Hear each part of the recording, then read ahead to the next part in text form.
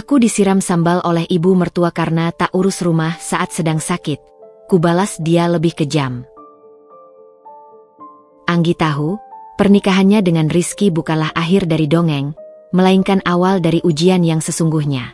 Rumah megah di jantung kota itu, yang seharusnya menjadi pelabuhan hatinya, terasa seperti istana es yang indah namun dingin. Anggi, dengan usianya yang baru menginjak 24 tahun, membawa serta tumpukan mimpi dan harapan. Ia adalah sosok yang digambarkan seperti kuncup melati, lembut, wangi, namun mudah layu jika tak dirawat hati-hati. Mata hitamnya yang teduh seringkali menyimpan rasa iba, bahkan pada dirinya sendiri. Sejak subuh, sebelum kokok ayam jago memecah keheningan, Anggi sudah berdiri di dapur. Aroma jahe dan rempah-rempah yang ia seduh untuk Bunila, ibu mertuanya, adalah nyanyian pagi pertamanya. Ia percaya, lewat kehangatan makanan, ia bisa mencairkan hati Bunila yang membeku. Bunila. Nama itu saja sudah membawa aura tegang. Bunila adalah perwujudan dari disiplin yang kaku dan keanggunan yang menuntut.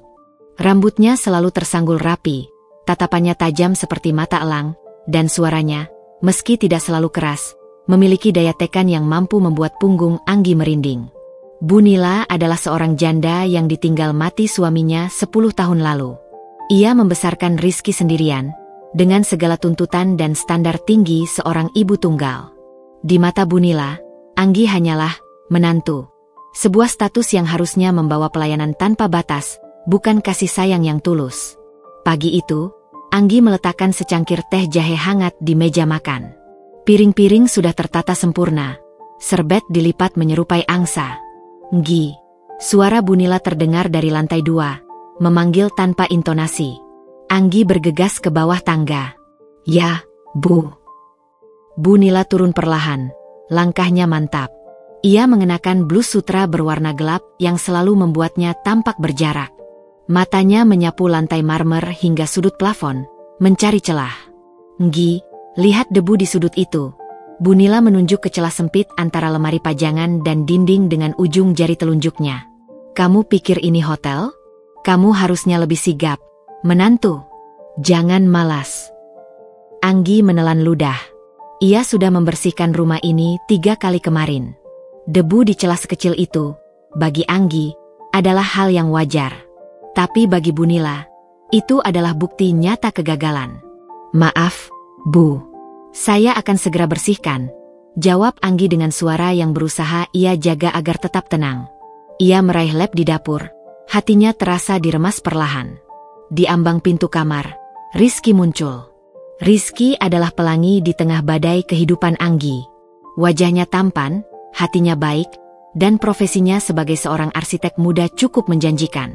Namun, di balik kehangatannya, Rizky menyimpan satu kelemahan besar. Ketidakberanian menentang Bunila. Ia mencintai ibunya, dan ia juga mencintai Anggi, tapi ia selalu memilih jalan damai yang berakhir dengan Anggi yang mengalah. Melihat wajah Anggi yang memerah menahan pedih, Rizky mendekat ke meja makan. Bu, itu cuma sedikit debu. Biar nanti aku saja yang bersihkan.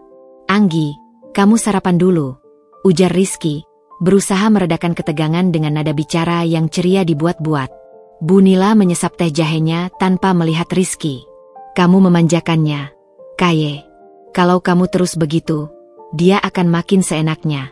Kamu lupa bagaimana ibumu ini bekerja keras membesarkanmu? Jangan sampai menantu ini membuat rumah kita jadi sarang kuman.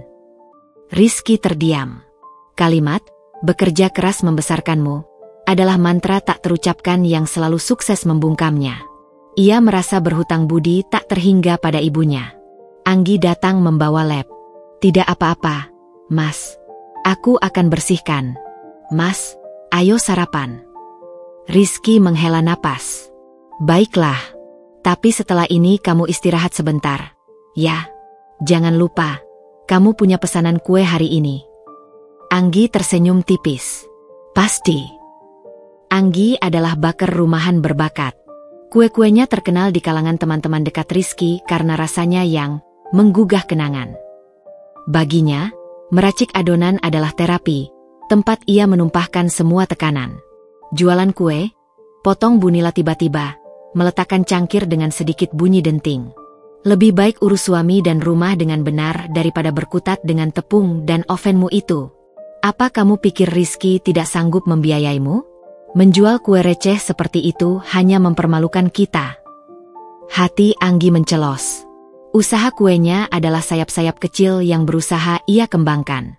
Ia ingin mandiri, tidak hanya bergantung pada Rizky. Bu, Anggi jualan bukan karena Mas kekurangan. Anggi cuma suka. Itu hobinya. Bu, bela Rizky. Kali ini sedikit lebih tegas. Bu Nila mendengus. Hobi? Hobi yang menyita waktu dari tugas utamamu? Dengar baik-baik, Anggi. Seorang istri yang baik, seorang menantu yang patuh, itu fokusnya adalah kenyamanan suaminya, bukan tumpukan loyang dan oven yang berisik. Anggi hanya mampu menundukkan kepala. Ia merasakan kepalanya mulai berdenyut lagi. Tekanan ini, ia sadari, bukan hanya di sekitar, tapi sudah merasuk ke dalam tubuhnya. Seiring waktu berjalan, tekanan itu tidak mereda. Bu Nila selalu menemukan hal untuk dikeluhkan. Anggi sudah menjadi bayangan yang bergerak di rumah itu, melakukan segalanya, tetapi tidak pernah dianggap ada. Suatu sore, setelah menyelesaikan pesanan kue besar, tubuh Anggi terasa seperti kapas yang ditarik paksa. Ia kelelahan, dan tanpa sadar, ia tertidur pulas di sofa ruang tengah, masih mengenakan celemek. Tiba-tiba, suara dentuman keras mengagetkannya. Gedebuk. Bu Nila berdiri di depannya, wajahnya sekeras batu cadas. Ia baru saja melemparkan sapu ke lantai kayu di depan Anggi. Bangun. Tidur saja terus. Kamu pikir kamu ratu? Ini rumah, bukan kamar hotel. Lihat dapur itu, kotor sekali. Sisa-sisa adonanmu masih menempel di meja. Cepat bersihkan sekarang juga. Bentak Bu Nila, napasnya memburu. Anggi terperanjat, matanya berkaca-kaca karena kaget dan rasa malu yang luar biasa.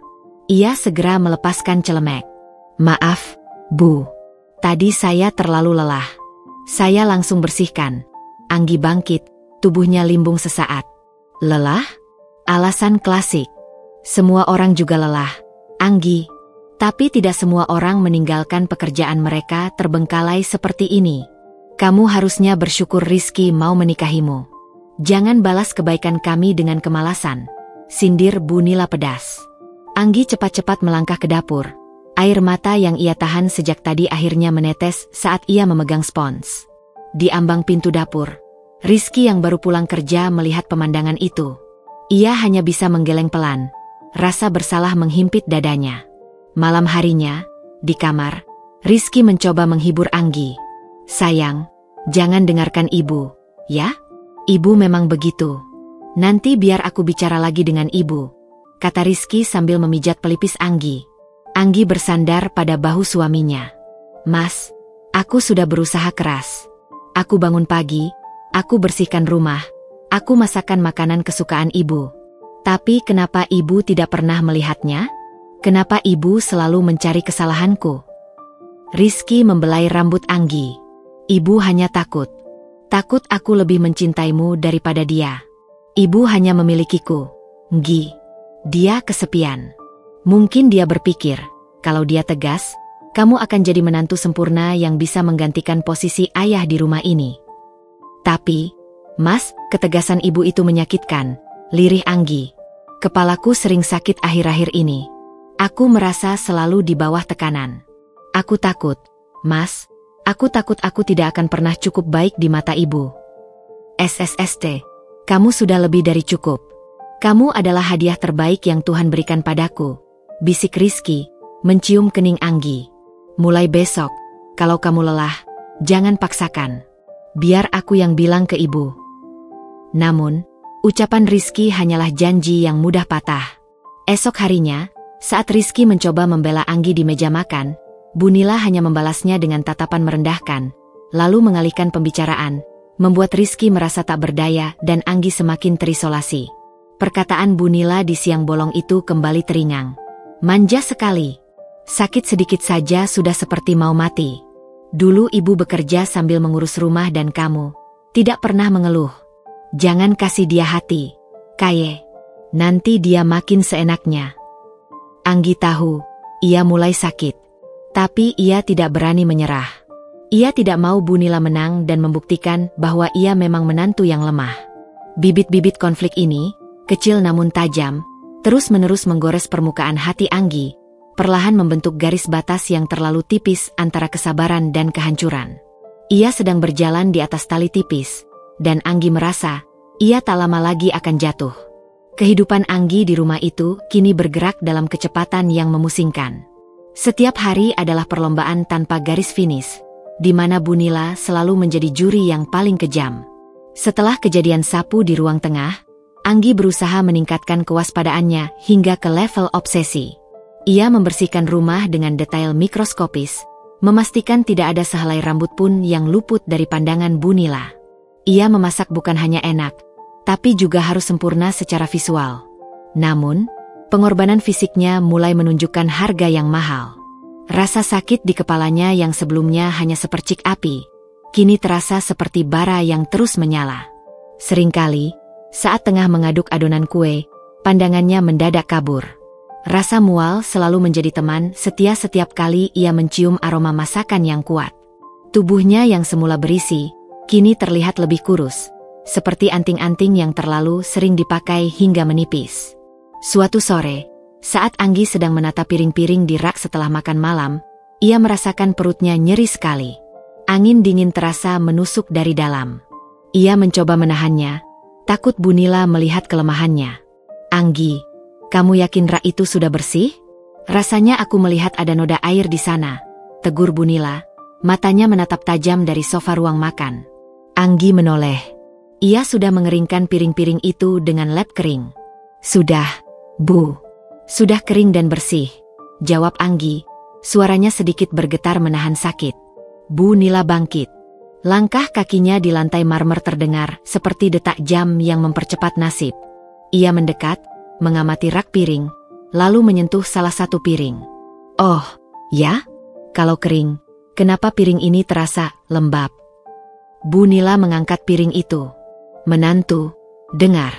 Ini piring yang kita pakai untuk makan. Kebersihan adalah nomor 1. Jangan karena kamu sibuk dengan adonan kuemu itu, urusan rumah tangga jadi kamu anggap remeh." Rasa sakit di perut Anggi tiba-tiba menghantamnya seperti gelombang pasang. Ia refleks memegang perutnya. "Aduh. Kenapa? Kenapa kamu memegang perutmu seperti itu? Drama apa lagi yang kamu mainkan, Anggi?" Bu Nila menatapnya penuh curiga. "Tidak, Bu. Tidak ada apa-apa." Anggi berusaha tersenyum, tetapi wajahnya sudah sepucat kertas. Ia merasa seluruh kekuatannya lenyap. Tiba-tiba, ia tak sanggup lagi menahan. Anggi segera berlari ke kamar mandi di dekat dapur dan memuntahkan seluruh isi perutnya yang kosong. Suara muntahan itu terdengar jelas di keheningan rumah. Bu Nila terdiam. Wajahnya yang tegang kini sedikit berubah, bercampur antara rasa jijik dan sedikit rasa khawatir yang segera ia tepis. Rizky, yang baru saja selesai menelepon di taman belakang, bergegas masuk mendengar kegaduhan itu. Ia mendapati Bu Nila berdiri kaku di depan kamar mandi, dan suara Anggi yang terbatuk-batuk lemah dari dalam. "Anggi, ada apa, sayang?" Rizky panik, langsung membuka pintu kamar mandi. Ia melihat Anggi bersandar di dinding, wajahnya sudah putih seputih kapas, dan tubuhnya gemetar. "Mas, perutku sakit sekali," bisik Anggi, hampir tak bersuara. Rizky segera memapah Anggi keluar. "Bu, lihat. Anggi benar-benar sakit." Bu Nila melipat tangan di dada. "Sakit? Paling hanya masuk angin biasa. Orang modern ini memang manja. Dulu ibu sakit parah pun tetap mengurus rumah dan kamu. Rizky, berikan dia teh panas dan sedikit pijatan. Jangan dramatis." "Ini bukan drama, Bu." Wajahnya pucat sekali. "Aku akan membawanya ke dokter sekarang," kata Rizky tegas. Sorot matanya menunjukkan bahwa ia sudah mencapai batas toleransinya. "Kamu mau membolos kerja besok lagi hanya untuk sakit perut sepele? Apa kata orang nanti? Kamu itu sudah punya jabatan. Kaye, jangan buang-buang waktumu hanya untuk..." "Aku tidak peduli apa kata orang, Bu," potong Rizky, nadanya meninggi untuk pertama kalinya. "Anggi istriku, dan dia perlu perawatan. Ibu tidak tahu betapa kerasnya dia bekerja di rumah ini setiap hari, mencoba memenuhi semua standar ibu yang mustahil. Bu Nila terkejut dengan nada bicara Rizky. Keheningan yang tercipta di ruang tengah itu terasa lebih berat daripada bentakan. Namun, Bu Nila segera memasang kembali wajahnya yang dingin. Terserah. Lakukan saja apa maumu. Tapi jangan salahkan ibu kalau dia menjadi semakin manja dan kamu merugi karena terlalu sering meninggalkan pekerjaanmu. Bu Nila berbalik dan melangkah pergi, meninggalkan Anggi dan Rizky. Dokter mendiagnosis Anggi dengan infeksi lambung akut, yang diperparah oleh stres berkepanjangan dan pola makan yang tidak teratur karena selalu buru-buru. Dokter menyuruhnya untuk istirahat total selama minimal 3 hari dan menghindari makanan pedas atau asam. Di mobil dalam perjalanan pulang, Rizky menggenggam erat tangan Anggi. Aku minta maaf, sayang. Maaf karena aku tidak bisa melindungimu dengan baik di rumah itu. Mas, jangan salahkan dirimu. Anggi menyandarkan kepala lemah di bahu Rizky. Ini bukan salahmu. Aku hanya perlu waktu untuk sembuh. Malam itu, Rizky bersikeras tidur di kamar Anggi, menjaga dan memastikan istrinya meminum obat. Ia bahkan mengambil cuti esok hari. Pagi menjelang. Anggi terbaring lemah di tempat tidur. Demamnya naik turun. Rizky turun ke dapur, berusaha membuatkan bubur dan teh hangat. Ia tahu, ia harus menghadapi ibunya. Saat Rizky sedang memasukkan bubur ke mangkuk, Bu Nila sudah duduk di meja makan, wajahnya masam. Kenapa kamu yang memasak, Rizky? Bukannya kamu harusnya sudah berangkat kerja sekarang? Tanya Bu Nila, menyindir. Aku cuti, Bu. Anggi harus istirahat total. Dokter bilang dia butuh 3 hari penuh. Aku harus merawatnya. Bubur ini untuk dia, jawab Rizky, berusaha bersabar. Bu Nila meletakkan sendoknya dengan suara kelontang. Cuti? Hanya untuk infeksi lambung? Alasan macam apa itu, Rizky? Kamu mengorbankan karir demi istri yang sakitnya dibuat-buat. Bu, jangan bicara begitu. Anggi benar-benar sakit. Dia sakit karena dia stres memikirkan urusan kuenya yang tidak laku. Atau dia sakit karena dia memang pemalas? Dengar, Rizky. Seorang pria harus tahu prioritasnya. Karir itu yang utama. Istri itu harusnya suportif, bukan menjadi beban yang menyeret. Bu Nila berbicara dengan volume yang lebih tinggi dari biasanya, seolah sengaja ingin didengar Anggi di kamar. Anggi, yang samar-samar mendengar percakapan itu dari kamar, seketika merasa matanya panas. Perkataan Bu Nila menembus dinding kamar seperti peluru, mengenai tepat di sasarannya. Ia merasa bersalah karena sakit. Ia merasa beban karena kelemahan tubuhnya. Anggi memaksakan diri untuk bangun. Kepalanya terasa berat seperti sebuah bola bowling, tubuhnya menggigil kedinginan. Ia harus membuktikan ia tidak selemah itu. Ia membuka pintu kamar perlahan, tubuhnya sedikit membungkuk. Rizky terkejut melihatnya. Anggi, kenapa kamu bangun? Kamu harus istirahat. Rizky bergegas mendekatinya, memegang lengan Anggi. Anggi tersenyum paksa. Tidak apa-apa, Mas. Aku baik-baik saja. Aku harus bangun. Ibu benar. Aku tidak mau terus merepotkanmu. Aku bisa menyiapkan sarapan untuk ibu. Bu Nila menatap Anggi dari meja makan. Ada sebersit kemenangan di matanya, meskipun ia segera menyembunyikannya. Lihat, Kaye. Sudah ibu bilang, dia itu hanya kurang ditegur, ujar Bu Nila, seolah membenarkan perbuatannya. Rizky menatap Anggi dengan tatapan memohon. Sayang, jangan begini. Ibu tidak bermaksud begitu. Kamu kembali ke tempat tidur, sekarang. Anggi menggeleng. Tidak, Mas. Aku akan ke dapur sebentar. Aku cuma mau memotong sayuran. Aku ingin membuatkan ibu makan siang juga. Mas, kamu berangkat kerja saja. Aku sudah tidak apa-apa. Anggi tahu, dia berbohong. Ia merasa hidupnya tergantung pada seutas benang saat ini. Tapi ia harus bertahan. Ia tidak ingin melihat rasa kecewa di mata Rizky lagi karena harus berhadapan dengan Bu Nila. Ia membiarkan Rizky pergi. Dan dengan sisa tenaga yang ia miliki, ia melangkah tertatih menuju medan perang yang dingin, dapur Bu Nila. Ia tidak tahu, Keputusannya untuk masuk ke dapur saat sakit ini akan menjadi pemicu bagi bencana yang akan datang. Keputusan Anggi untuk tetap beraktivitas di dapur, meskipun tubuhnya didera demam dan nyeri lambung, adalah sebuah pengorbanan yang bertarung melawan akal sehat. Ia tahu, ia mempertaruhkan kesehatannya, namun kehormatannya sebagai menantu terasa lebih penting daripada rasa sakitnya. Ia harus menepikan kata-kata Bu Nila yang menuduhnya manja. Setelah Rizky pergi ke kantor, Anggi kembali ke dapur. Aroma jahe dari teh yang baru saja dibuat Rizky masih hangat, namun suasana di sana terasa sangat dingin. Anggi mencoba memotong beberapa sayuran untuk sup. Pisaunya bergetar, genggamannya lemah. Setiap gerakan terasa membebani, dan suara denting pisau saat mengenai talenan terasa seperti dentuman genderang perang di kepalanya. Bu Nila muncul dengan setelan rapi, siap untuk menghadiri acara sosial. Ia berhenti di ambang pintu dapur, mengamati Anggi yang bekerja dengan sangat lambat. "Sup saja? Tidak ada yang lain, Anggi?" tanya Bu Nila, nadanya datar, namun penuh tuntutan. Anggi menoleh, wajahnya berkeringat. "Saya membuatkan ibu sup ayam, Bu, dan nasi tim untuk saya sendiri. Saya akan mencoba membuat lauk kesukaan ibu juga, tapi..." Anggi menunjuk ke bahan-bahan di meja. "Saya butuh waktu lebih lama, Bu." "Waktu? Kenapa butuh waktu lama? Kamu sakit?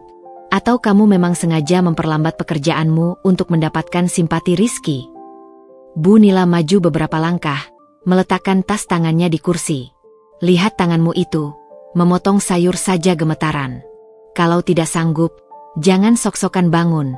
Kembali saja ke kamar dan akting sakit yang benar." Air mata Anggi menggenang di pelupuk matanya mendengar tuduhan itu, namun ia menahannya sekuat tenaga. Ia memejamkan mata sejenak, mengambil napas dalam-dalam. "Saya tidak berakting, Bu. Saya hanya berusaha memenuhi kewajiban saya. Saya tahu ibu tidak suka melihat rumah ini berantakan atau ibu tidak terurus," balas Anggi. Kali ini suaranya sedikit lebih mantap. Bu Nila tertawa kecil, tawa yang terdengar seperti pecahan kaca. "Kewajiban? Menjual kue-kue receh di luar sana itu juga kewajiban? Itu hanya alasanmu untuk lari dari tanggung jawab. Dulu ibu kandung Rizky." Bu Nila tiba-tiba menghentikan kalimatnya, matanya sedikit melebar karena keceplosan. Anggi merasa ada sebuah pintu misteri yang baru saja terbuka sedikit. "Ibu kandung Mas Rizky? Kenapa dengan beliau, Bu?" tanya Anggi cepat, rasa ingin tahu mengalahkan rasa sakitnya. Bu Nila segera menarik diri. Wajahnya kembali kaku, seolah topeng tebal telah menutupi keterkejutannya. "Bukan urusanmu. Itu masa lalu. Yang jelas, kamu, sebagai menantu, harusnya lebih kuat, lebih berdaya. Jangan cengeng seperti..." "Sudahlah, jangan bahas itu." Anggi terdiam. Ada sesuatu yang Bu Nila sembunyikan, sesuatu yang sangat pribadi. Dan Anggi yakin, perlakuan keras Bu Nila terhadapnya ini ada kaitannya dengan masa lalu itu. Sebuah spekulasi liar mulai berputar di benaknya. "Baik, Bu. Saya tidak akan membahasnya. Tapi tolong, jangan anggap saya manja. Saya akan siapkan makan siang ibu sebelum jam 12, kata Anggi, kembali fokus pada pekerjaannya. Waktu berjalan merangkak bagi Anggi. Ia menyelesaikan sup ayam. Ia juga membersihkan sisa-sisa adonan di dapur yang dikeluhkan Bu Nila kemarin. Anggi bekerja dengan energi sisa yang dipinjam dari batas akhir kekuatannya. Menjelang tengah hari, Bu Nila kembali dari acara sosialnya. Ia masuk dengan wajah lelah, mencari tempat beristirahat, dan tentu saja, mencari makan siang. "Anggi, makan siang sudah siap?" panggil Bu Nila dari ruang makan. Anggi, yang baru saja selesai menata makanan di nampan, keluar dari dapur, berjalan perlahan. Di nampan itu, ada seporsi nasi, sup ayam hangat, dan sayuran tumis. Bu Nila sudah berpesan khusus bahwa ia ingin sambal ulek segar. "Sudah siap, Bu." Anggi meletakkan nampan itu di meja. Bu Nila mengamati isi nampan. Matanya langsung tertuju pada sudut piring. "Sambalnya mana, Anggi?" Anggi menunduk. "Maaf, Bu. Dokter melarang saya berdekatan dengan cabai. Dan, tenaga saya tidak kuat untuk mengulek dengan benar. Jadi, Saya letakkan sambal botolan favorit ibu di samping piring. Anggi menunjuk botol sambal yang masih tersegel rapi di dekat piring. Seketika, aura Bu Nila berubah dingin, seolah badai es baru saja datang. Sambal botolan. Bu Nila mengulang kata-kata itu, perlahan dan berbahaya. Iya, Bu. Sambal botolan. Enak kok, Bu. Itu yang ibu beli sendiri minggu lalu. Anggi mencoba meyakinkan, namun suaranya terdengar cemas. Bu Nila mendongak, matanya yang tajam menatap Anggi seolah Anggi adalah sepotong sampah yang baru saja ia temukan di lantainya. Kamu sengaja, Anggi. Kamu sengaja mencari-cari alasan. Bu Nila meninggikan suara. Apa susahnya mengulek sambal? Kamu sakit. Sampai mengulek pun tidak sanggup? Alasan yang konyol. Bu, saya benar-benar tidak sanggup. Perut saya terasa sakit sekali. Anggi memohon, tangannya lagi-lagi memegang perut. Bu Nila bangkit dari kursinya. Wajahnya memerah karena marah. Saya tahu kamu malas. Kamu pikir saya tidak tahu. Kamu menggunakan sakitmu sebagai perisai kemalasan. Kamu tahu saya hanya suka sambal ulek segar. Kenapa kamu malah memberikan saya ini?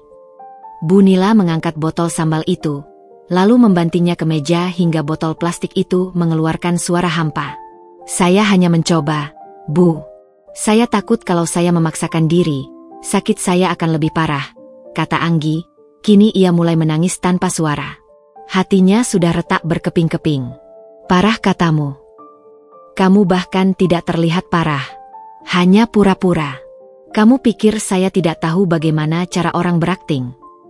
Bu Nila maju selangkah, menunjuk wajah Anggi. Kamu lebih baik mengakui kamu malas daripada terus bersandiwara. Tiba-tiba, Rizky, yang rupanya pulang lebih awal karena firasat buruk, muncul dari pintu depan, kunci mobil masih di tangan. Ia terkejut melihat Bu Nila berdiri di ambang batas kemarahan dan Anggi yang sudah menangis. Bu, ada apa ini? Kenapa ibu membentak Anggi lagi? Rizky buru-buru meletakkan kunci dan berlari ke meja makan. Bu Nila menoleh cepat ke Rizky. Tanya saja istrimu. Dia bilang dia sakit, tapi dia malah menyajikan saya sambal botolan. Dia menganggap remeh saya. Lihat, dia bahkan berani berbohong hanya karena dia malas. Rizky melihat nampan itu, melihat botol sambal, dan melihat wajah Anggi yang basah oleh air mata. Bu, Anggi sedang sakit. Dokter sudah bilang dia tidak boleh berdekatan dengan bumbu pedas. Dia sudah berusaha. Kenapa ibu tidak bisa sedikit saja memaklumi? Rizky berusaha melindungi Anggi, berdiri di antara ibu dan istrinya. Perkataan Rizky yang membela Anggi di depan matanya sendiri, tentang sambal yang tidak terbuat, tentang sakit yang ia anggap hanya sandiwara, semua itu menyulut amarah Bu Nila hingga mencapai titik didih. Bu Nila, yang selalu merasa upayanya membesarkan Rizky diabaikan, melihat pembelaan Rizky sebagai puncak penghinaan. Bu Nila mengambil napas kasar, matanya menyala. Kamu membelanya? Setelah semua yang ibu lakukan untukmu? Kamu lebih percaya menantu pemalas ini daripada ibumu sendiri. Saat itulah Bu Nila melihat mangkuk kecil di sudut meja makan. Mangkuk itu berisi sisa sambal ulek yang baru saja Bu Nila ulek sendiri secara diam-diam di dapur sebelum Anggi datang. Karena ia memang tidak percaya Anggi akan membuatnya. Sambal itu masih mengepulkan uap panas dari cabai yang baru digoreng. Mangkuk sambal itu menjadi korban amarah yang tak terkendali. Anggi dan Rizky berdiri di sana, tak menyadari betapa tipisnya garis antara kemarahan dan kegilaan yang akan segera mereka saksikan. Ruang makan itu mendadak hening. Diisi hanya oleh napas Bu Nila yang memburu dan isakan lirih Anggi. Rizky berdiri membentengi istrinya, sementara Bu Nila menatap mereka dengan sorot mata yang memancarkan api kemarahan yang sudah lama terpendam.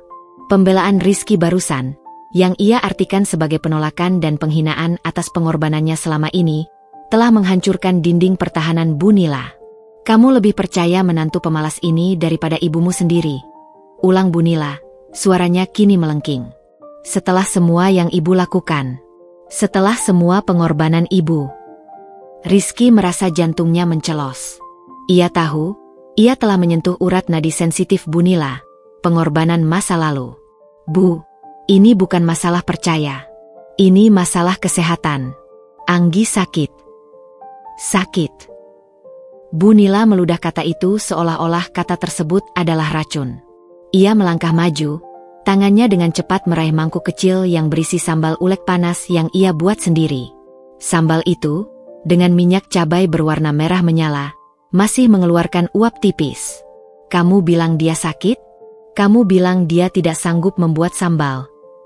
Ini, Rizky. Lihatlah. Aku membuatnya sendiri karena aku tahu menantu lemah ini tidak akan pernah becus. Bu Nila mengangkat mangkuk itu, tangannya gemetar. Anggi terkejut melihat mangkuk sambal di tangan Bu Nila. Instingnya menyuruhnya mundur, tetapi kakinya terasa tertanam ke lantai karena rasa takut yang mencekam. Bu, jangan. Itu panas, seru Rizky, menyadari bahaya yang akan terjadi. Ia berusaha meraih tangan ibunya, namun Bu Nila bereaksi lebih cepat.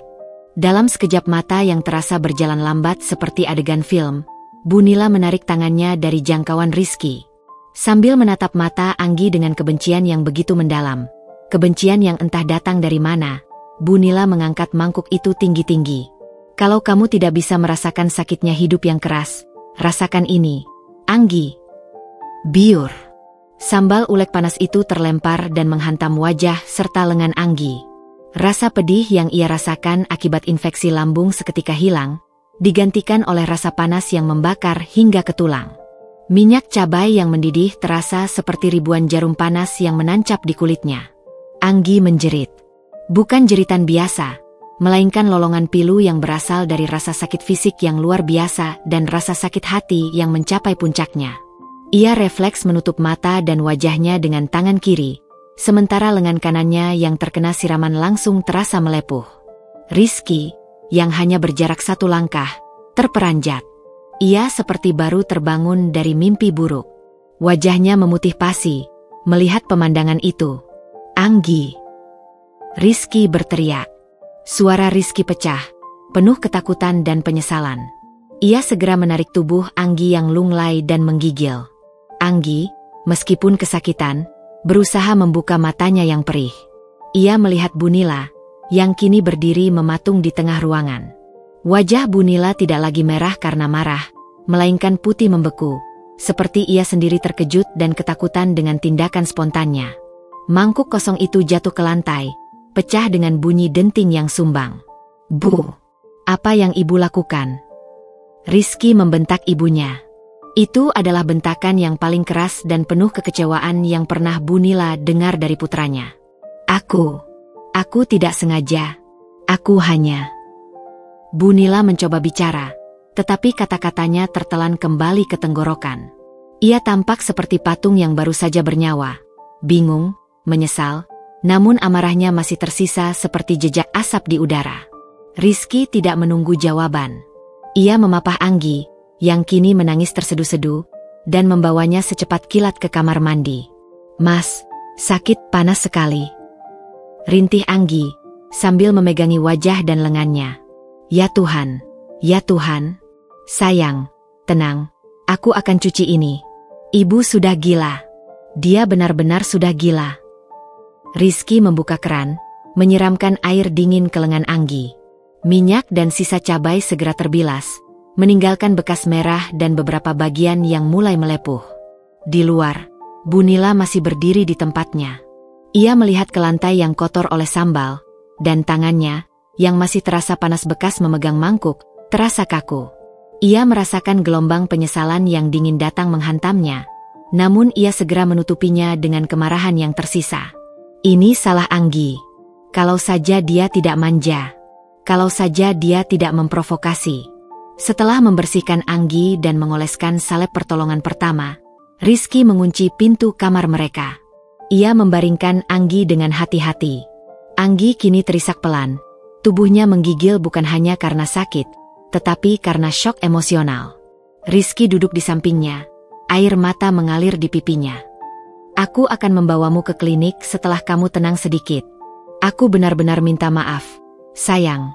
Aku tidak menyangka ibu bisa sekejam ini. Anggi membalikkan badan, menatap Rizky dengan mata yang bengkak. Ada api baru yang menyala di sorot mata teduhnya.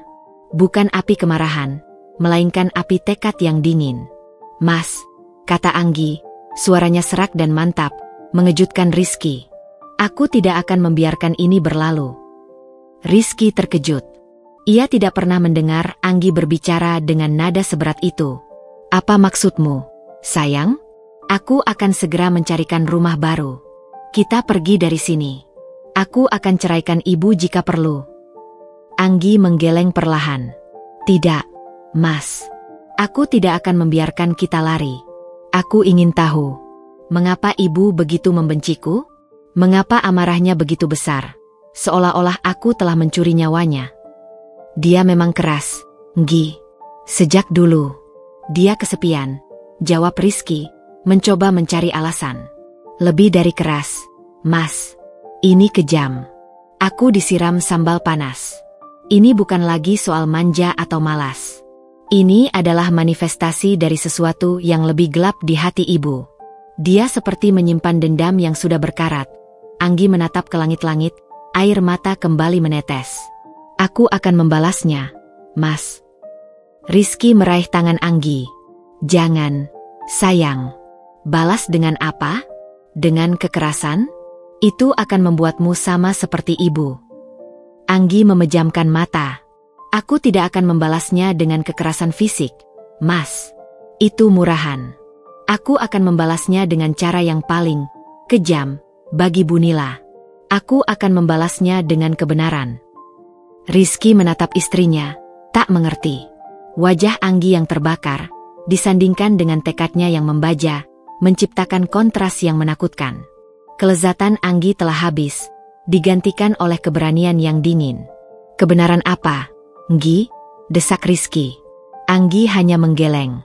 "Aku tidak tahu, Mas. Tapi aku tahu ada sesuatu.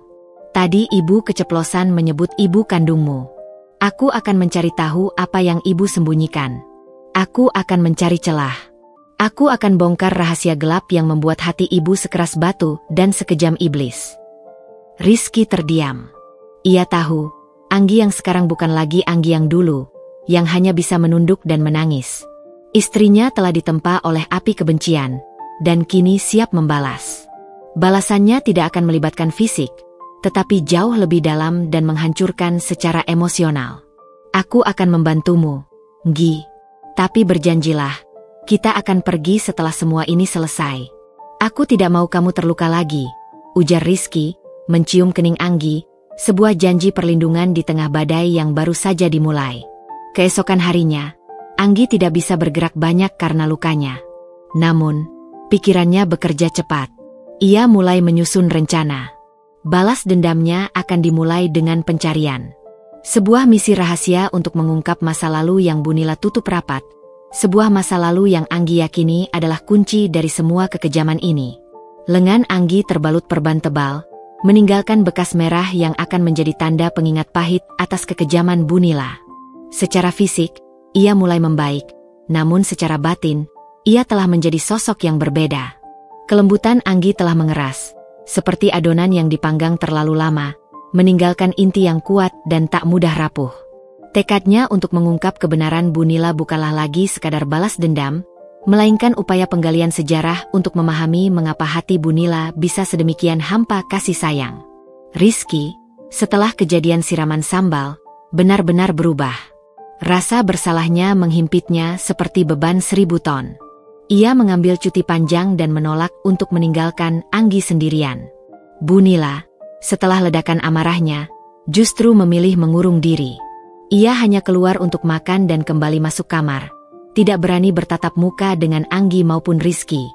Keheningan di rumah itu kini terasa lebih memekakan telinga daripada teriakan. Sore itu, Anggi dan Rizky duduk di tepi tempat tidur, berbicara dengan suara pelan, seperti pencuri yang sedang merencanakan kejahatan. "Mas, ibu benar-benar diam sejak itu. Ini kesempatanku," bisik Anggi, memegang erat tangan Rizky. "Keceplosan ibu soal ibu kandungmu itu bukan kebetulan. Aku yakin ada kaitannya dengan kenapa dia sebegitu keras dan takut terlihat lemah." Rizky menghela napas panjang. "Aku tidak tahu harus mulai dari mana, Nggi. Ibu tidak pernah bicara soal masa lalunya. Dia selalu bilang ayahku meninggal saat aku masih bayi dan dia membesarkanku sendirian. Itu saja. Pasti ada petunjuk, Mas. Ada yang disimpan rapat. Orang yang menyembunyikan sesuatu pasti punya tempat persembunyiannya, ujar Anggi. Pernahkah ibu melarangmu menyentuh atau membuka suatu tempat di rumah ini? Rizky berpikir keras. Ada. Gudang belakang. Ibu selalu mengunci gudang itu dan melarang siapapun masuk. Bahkan saat aku ingin mengambil perkakas di sana. Dia bilang kuncinya hilang, tapi aku yakin dia bohong. Mata Anggi berkilauan seperti api yang menemukan kayu kering. Gudang. Itu dia, Mas. Tempat di mana kenangan-kenangan buruk dikubur. Ibu pasti menyimpan sesuatu yang sangat penting di sana. Tapi kuncinya, Nggi?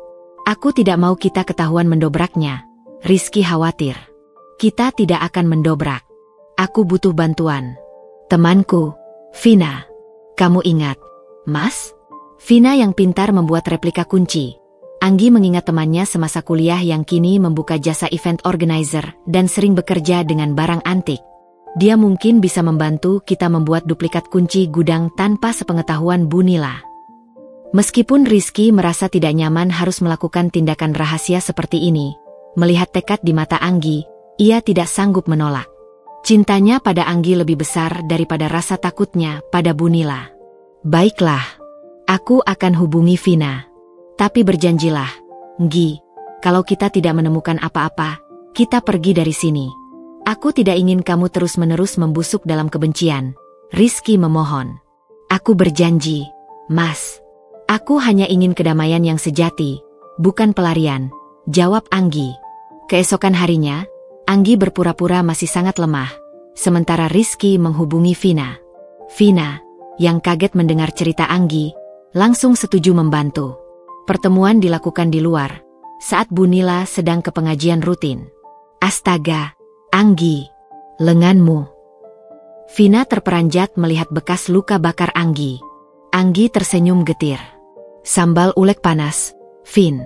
Balasan karena tidak mengurus rumah saat sakit. Vina menggenggam tangan Anggi. Aku tidak percaya. Bu Nila bisa sekejam itu. Aku butuh bantuanmu, Vin. Hanya kamu yang bisa membantuku. Anggi menceritakan tentang gudang terkunci itu. Membuat replika kunci lama?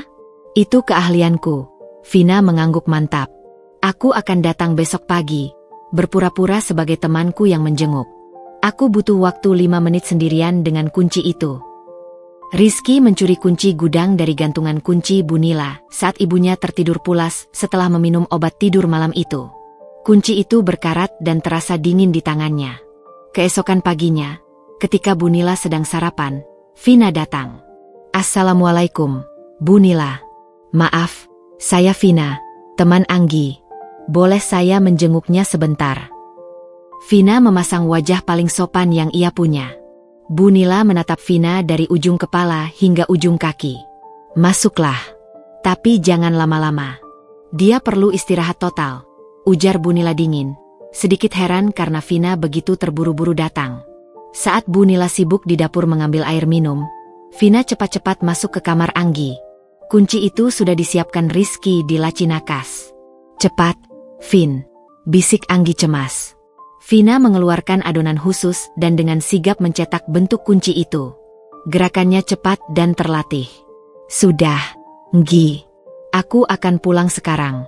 Aku buat replikanya dan besok aku antar padamu. Bilang saja aku datang untuk memberimu kue. Vina berbisik. 5 menit kemudian, Vina sudah berpamitan.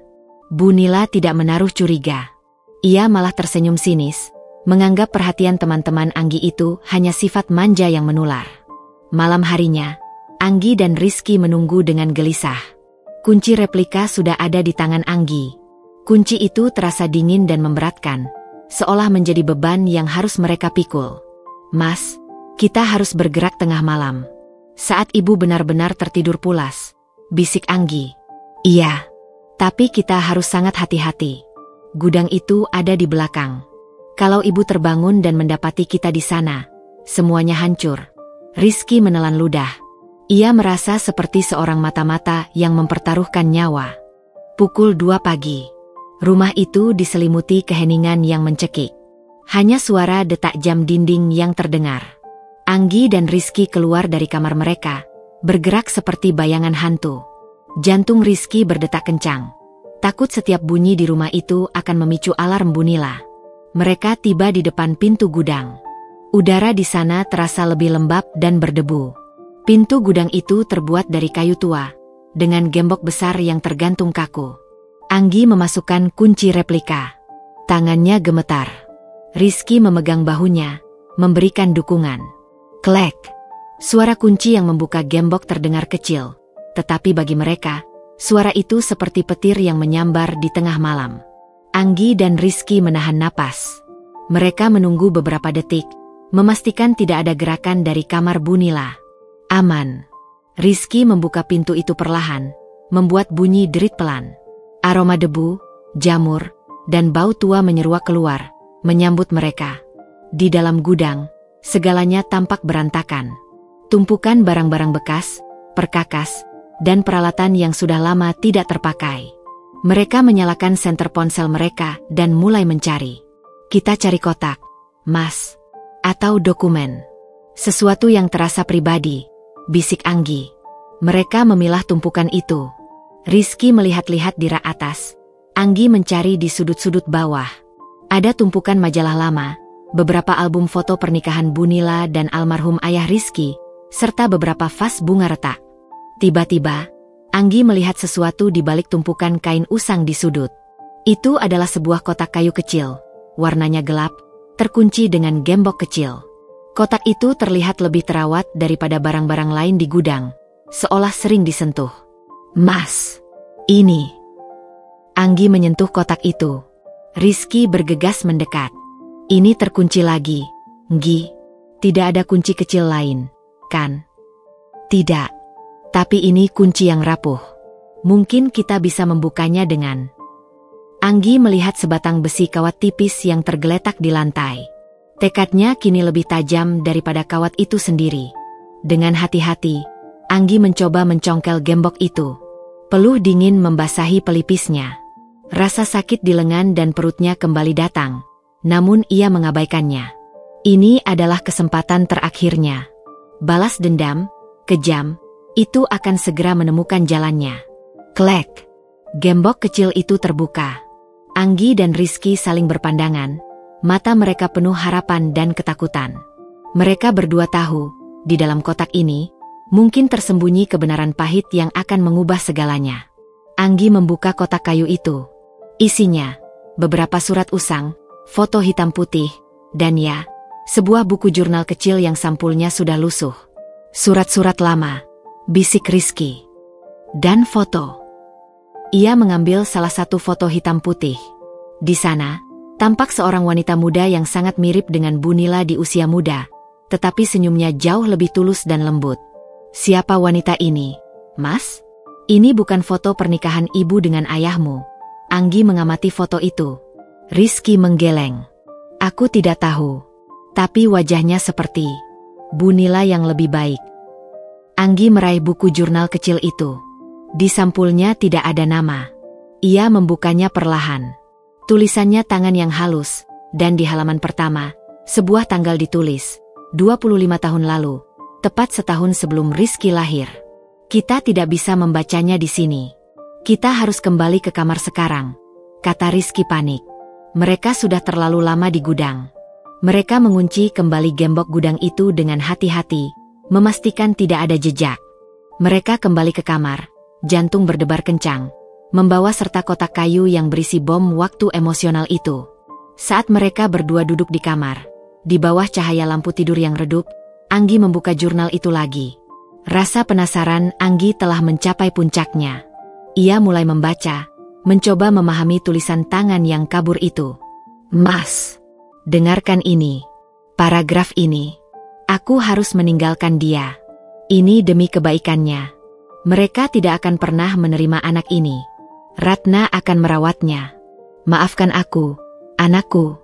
Maafkan aku karena aku begitu lemah. Rizky terpaku. Ratna? Siapa Ratna? Bunila nama depannya Nila, kan? Anggi membolak-balik jurnal. Di halaman lain, ia menemukan nama yang ditulis dengan tinta tebal, Ratna. Dan di bawahnya, ada tulisan lain, yang terasa seperti pengakuan terakhir. Aku berharap Ratna menjadi ibu yang kuat, jauh lebih kuat dariku. Aku titipkan Rizky padamu, Nila. Anggi menatap Rizky. Jurnal ini tidak ditulis oleh Bu Nila. Jurnal ini ditulis oleh wanita yang ada di foto, wanita yang bernama Ratna. Dan Bu Nila, yang bernama asli Nila, hanyalah orang yang dititipi. Anggi tiba-tiba mengerti. Mas, Ibu Nila, dia bukan ibu kandungmu, bisik Anggi, kepalanya sakit karena mencoba menyatukan kepingan teka-teki ini. Dia membesarkanmu, tapi dia bukan ibumu. Dan dia takut setengah mati rahasia ini terbongkar, sehingga dia selalu berusaha keras menjadi ibu sempurna, dan menuntut kita semua. Disinilah balas dendam paling kejam yang direncanakan Anggi akan dimulai, membongkar aib keluarga yang menjadi fondasi kekejaman Bu Nila. Malam itu, kamar Anggi dan Rizky terasa seperti ruang interogasi yang diselimuti ketidakpercayaan. Cahaya lampu tidur yang redup tidak mampu meredam gejolak emosi di antara mereka. Rizky duduk kaku, matanya menatap kosong pada jurnal lusuh di tangan Anggi. Pengakuan yang ia dengar barusan, bahwa Bu Nila bukanlah ibu kandungnya, menghancurkan fondasi hidupnya yang selama ini kokoh tanpa peringatan. Bu Nila, bukan ibuku. Rizky mengulang kalimat itu, suaranya pelan dan bergetar, seolah baru mempelajari bahasa baru. Selama 28 tahun, dia membiarkanku percaya bahwa dia adalah ibuku. Anggi meletakkan jurnal dan foto itu di tempat tidur. Ia meraih tangan Rizky yang dingin. Mas, coba lihat foto ini. Ini wanita yang menulis jurnal ini. Namanya Ratna. Nama panggilan Bu Nila adalah Nila. Dulu, orang sering memanggil mereka Tante Ratna dan Tante Nila. Mereka mungkin adik kakak atau sepupu. Rizky menatap foto wanita di sana, sosok yang mirip Bu Nila, tetapi dengan sorot mata yang penuh kehangatan. Sepercik gambaran ibu kandung yang ideal muncul di benaknya, kontras dengan Bu Nila yang kaku. Ini dia, Ratna. Ratna meninggalkanmu pada Nila, Bu Nila, karena alasan tekanan keluarga. Ratna meninggal tak lama setelah itu, dan Nila, Bu Nila, mengambilmu. Mungkin demi kehormatan keluarga. Mungkin juga karena janji, Anggi menyimpulkan, nadanya penuh kepastian. Tapi kenapa? Kenapa Ibu Nila harus menyembunyikannya? Kenapa dia harus sekeras itu padaku dan padamu? Kenapa dia terus-menerus menggunakan kata pengorbanan setiap kali dia marah? Rizky mengepalkan tangannya, rasa sakit dan pengkhianatan merobek-robek dadanya. Karena dia bukan ibumu, Mas. Tapi dia harus berakting sebagai ibu yang sempurna. Dia takut aib keluarga ini terbongkar. Dia takut kamu, suatu hari, akan tahu dan meninggalkannya. Dan yang paling penting, Anggi menatap bekas luka di lengannya. Dia membenciku karena kelemahanku, Mas. Aku seperti bayangan ibu kandungmu, Ratna, yang dia anggap lemah dan cengeng karena tidak sanggup memperjuangkanmu. Anggi menarik napas dalam-dalam. Ini adalah balas dendam kejamku, Mas. Aku akan tunjukkan padanya bahwa kebenaran adalah senjata yang lebih mematikan daripada cabai panas. Aku akan membebaskan hatiku, dan sekaligus hati Mas, dari rantai kebohongan ini. Rizky memejamkan mata. Ia merasa dunia yang ia kenal baru saja runtuh. Ia menatap Anggi, wajahnya penuh terima kasih. Aku ikut denganmu. Kita hadapi ibu. Bersama-sama. Pagi hari adalah waktu yang tepat untuk konfrontasi. Bu Nila, seperti biasa, duduk di meja makan dengan wajah tanpa ekspresi, seolah kejadian penyiraman sambal hanyalah kabut pagi yang sudah menguap. Ia bahkan tidak repot-repot menanyakan kabar luka Anggi. Anggi dan Rizky berjalan beriringan menuju ruang makan. Anggi membawa kotak kayu tua dan jurnal itu di tangannya. Kehadiran mereka berdua, yang biasanya selalu tegang, kini membawa aura ketenangan yang berbahaya. Bu Nila melihat kotak kayu itu. Matanya langsung membelalak, pupilnya membesar karena terkejut. Wajahnya yang biasanya kaku, kini terlihat seperti topeng porselen yang retak. Anggi, Rizky, apa yang kalian bawa? Suara Bu Nila terdengar tegang, jauh berbeda dari nada dinginnya yang biasa. Anggi meletakkan kotak itu dengan perlahan di meja, membuat bunyi gedebuk yang keras. Ia tidak berbicara, hanya menatap lurus ke mata Bu Nila. "Ibu tahu ini apa, Bu Nila?" tanya Rizky, suaranya tenang, tetapi penuh rasa sakit yang mendalam. Bu Nila menggelengkan kepala dengan cepat, seperti robot yang rusak. "Aku tidak tahu. Itu barang lama, Rizky. Aku tidak tahu." "Oh, ibu tahu, Bu," potong Anggi, nadanya lembut, namun menusuk. "Ibu sangat tahu. Ini adalah peti mati rahasia yang ibu simpan rapat di gudang." Bu Nila mencoba bangkit. "Aku bilang hentikan. Jangan lancang. Itu bukan urusan kalian. Ini adalah urusan kami, Bu. Ini adalah alasan dibalik semua kekejaman ibu pada Anggi," seru Rizky, menahan ibunya agar tetap duduk. Anggi membuka kotak itu, mengeluarkan foto Ratna dan jurnalnya. Ia mendorong foto itu ke depan Bu Nila. "Siapa wanita ini, Bu?" tanya Anggi. Bu Nila menatap foto itu. Seketika, kekuatan di wajahnya lenyap.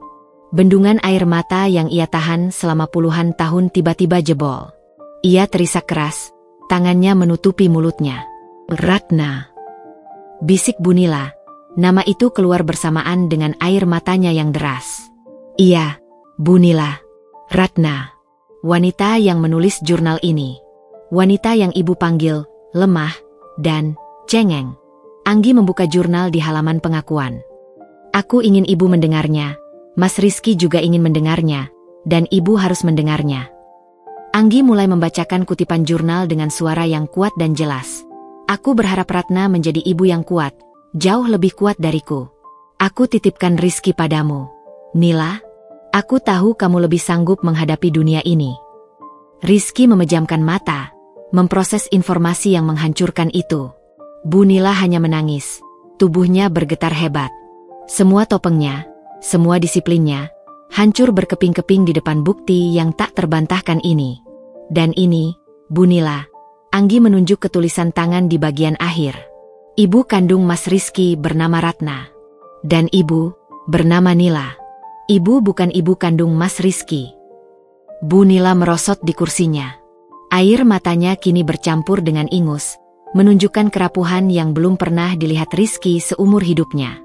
"Iya, benar. Aku bukan ibumu, Rizky." Bu Nila berteriak histeris. Pengakuan itu keluar dengan rasa lega yang bercampur rasa sakit. "Aku membencimu karena setiap melihatmu, aku teringat betapa tidak berdayanya aku di masa lalu. Aku membenci Anggi karena dia begitu rapuh dan lembut, mengingatkanku pada ibu kandungmu yang lemah yang mati meninggalkanku sendirian." Bu Nila melanjutkan, suaranya penuh kepedihan yang menyayat. "Ayahmu meninggal. Ratna meninggal. Aku, Nila, harus menjaga rahasia ini demi kehormatan keluarga kita. Aku harus membesarkanmu sebagai anakku, dan aku harus menjadi ibu yang kuat, agar kamu tidak berakhir lemah seperti ibumu. Aku harus sempurna. Aku harus menuntut kesempurnaan pada rumah ini, pada menantuku, agar tidak ada yang tahu betapa rapuhnya aku. Aku takut. Aku takut kamu akan tahu dan kamu akan meninggalkanku." Pengakuan itu adalah air bah yang menyapu semua kebencian Anggi. Anggi menyadari, kekejaman Bu Nila bukan dilahirkan dari kebencian murni, melainkan dari ketakutan akut akan kelemahan dan pengkhianatan yang terpendam. Rizky, yang mendengarkan pengakuan itu, kini bangkit. Matanya merah, bukan karena marah, tetapi karena tersentuh oleh luka lama yang diderita ibunya, Nila. Ia berjalan perlahan ke arah Bu Nila. Kenapa ibu tidak pernah memberitahuku?" tanya Rizky, suaranya kini dipenuhi kesedihan, bukan lagi amarah. Bu Nila mengangkat wajahnya yang basah oleh air mata, menatap putranya, yang ternyata keponakannya, dengan penuh harap dan ketakutan. "Aku takut, Nak. Aku takut kamu akan membenciku karena kebohongan ini. Aku takut kamu akan pergi mencari Ratna, ibumu yang sebenarnya." Rizky tidak menjawab dengan kata-kata. Ia melakukan hal yang paling tidak terduga oleh Bu Nila. Ia memeluknya. Pelukan itu adalah reaksi kimia yang menyembuhkan. Bu Nila menangis semakin keras, memeluk Rizky erat-erat, seolah memohon ampunan. Rizky merasakan kepedihan ibunya. Ia mungkin bukan ibu kandungnya, tetapi Bu Nila telah mengorbankan separuh hidupnya untuknya, meskipun dengan cara yang salah dan menyakitkan. Anggi berdiri di sana, melihat pemandangan itu. Ia meraih tangan Bu Nila yang terlepas dari pelukan Rizky. "Aku membalas ibu, Bu Nila," bisik Anggi, menyentuh bekas luka di lengannya, bukan untuk menyakiti, tapi untuk menyembuhkan luka lama ibu. "Ibu Nila, luka Ibu Ratna." Saat itu, Bu Nila menatap Anggi, dan untuk pertama kalinya, tatapan itu tidak berisi amarah, melainkan pengakuan dan rasa bersalah yang tulus. Kebenaran memang kejam, tetapi kebenaranlah yang telah membebaskan hati Bu Nila dari penjara ketakutan selama puluhan tahun. Anggi telah memenangkan pertempuran ini, bukan dengan amarah, melainkan dengan ketulusan dan penyelidikan yang kejam. Ruang makan yang menjadi saksi bisu kekejaman Bu Nila dan pembongkaran rahasia itu kini terasa penuh oleh asap emosi yang baru mereda. Pelukan Rizky kepada Bu Nila, yang kini ia pahami sebagai Tante Nila yang berkorban, adalah pemadam api yang sangat dibutuhkan. Anggi berdiri di samping, membiarkan momen pilu antara ibu dan anak itu menjadi milik mereka seutamanya. Balasan, kejam, Anggi, yaitu mengungkap kebenaran, telah menghasilkan tangisan tulus, bukan perpecahan. Setelah Bu Nila mereda dari histerisnya, Rizky memapahnya ke sofa ruang keluarga. Wajah Bu Nila yang sembab dan mata yang bengkak adalah peta yang menunjukkan badai yang baru saja ia lewati. Ia tampak tua, rapuh, dan untuk pertama kalinya, benar-benar manusiawi di mata Anggi. "Kenapa ibu memilih cara yang begitu sulit?" tanya Rizky, duduk di samping Bu Nila, masih memegang tangan wanita yang telah merawatnya. "Ibu tidak perlu berbohong. Aku pasti akan tetap mencintai ibu." Bu Nila menghela napas panjang, napas yang terasa berat seperti batu yang diangkat dari dasar jurang.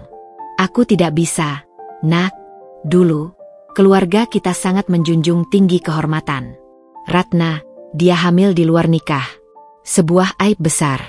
Ketika dia meninggal tak lama setelah melahirkanmu, ayahmu, mendiang suami Bu Nila, memohon padaku. Nila, rawat Rizky. Anggap dia anakmu. Jangan biarkan siapapun tahu aib Ratna. Jadilah ibu yang sempurna, agar dia tak dicela." Bu Nila menatap Anggi, kemudian kembali ke Rizky. "Aku berjanji. Tapi aku bukan Ratna. Ratna itu lembut, mudah menangis, dan itu yang membuatnya lemah di mata keluarga. Aku harus kuat. Aku harus keras. Aku harus menjadi benteng baja agar kamu tidak pernah merasakan dicela. Aku memaksakan diriku menjadi ibu yang tak pernah gagal, agar kebohongan ini terlihat nyata." Ia menunjuk Anggi dengan mata penuh penyesalan. "Aku membencimu, Anggi, karena kamu mengingatkanku pada kerapuhan Ratna. Kamu mengingatkanku pada diriku yang dulu, yang juga ingin lemah dan menangis, tapi tidak bisa. Setiap melihatmu menunduk dan menangis, aku melihat Ratna yang tak sanggup menghadapi dunia. Aku takut, jika kamu lemah, kamu akan menjadi lubang dalam benteng yang aku bangun untuk Rizky." Pengakuan itu membuat hati Anggi teriris-iris. Ia tidak lagi melihat Bu Nila sebagai monster, melainkan sebagai korban yang memenjarakan dirinya sendiri di balik topeng kesempurnaan. Anggi duduk di karpet di depan Bu Nila, menyentuh kaki wanita itu. "Bu Nila, aku tidak akan pernah meninggalkan Rizky. Dan kelemahan itu bukan aib. Itu bagian dari manusia." Anggi mengangkat sedikit perban di lengannya. "Luka di sini akan sembuh, Bu. Tapi luka di hati ibu, itu yang lebih parah." Bu Nila menutup wajahnya, air mata kembali mengalir. Aku tahu aku jahat. Aku kejam. Aku menyakitimu tanpa ampun. Aku menyirammu dengan sambal. Apa yang harus kulakukan, Anggi? Aku sudah tua. Aku sudah merusak segalanya." "Ibu tidak merusak segalanya, Bu Nila," kata Rizky, nadanya lembut dan menenangkan. "Ibu membesarkanku. Ibu memberi aku hidup dan masa depan yang baik. Itu pengorbanan yang tak ternilai. Hanya caranya yang salah. Mulai sekarang, ibu tidak perlu menjadi sempurna. Ibu tidak perlu menjadi orang lain. Cukup menjadi Nila. Tante Nila yang merawatku dengan cinta, meskipun ibu menyembunyikannya." Anggi menambahkan, Kita bisa mulai dari awal. Aku tidak mau lari dari sini. Mas, kita harus menyembuhkan rumah ini. Kita harus menyembuhkan Bunila. Beberapa hari berikutnya terasa seperti berjalan di atas lapisan es tipis. Hubungan mereka canggung, tetapi ada benang emas tulus yang mulai terajut di tengah retakan. Bunila tidak lagi menuntut. Ia justru menarik diri. Ia mulai menghabiskan waktu sendiri di kamar, mungkin sedang memproses penyesalan dan kebebasan yang ia dapatkan. Suatu malam, Rizky mengetuk pintu kamar Bunila.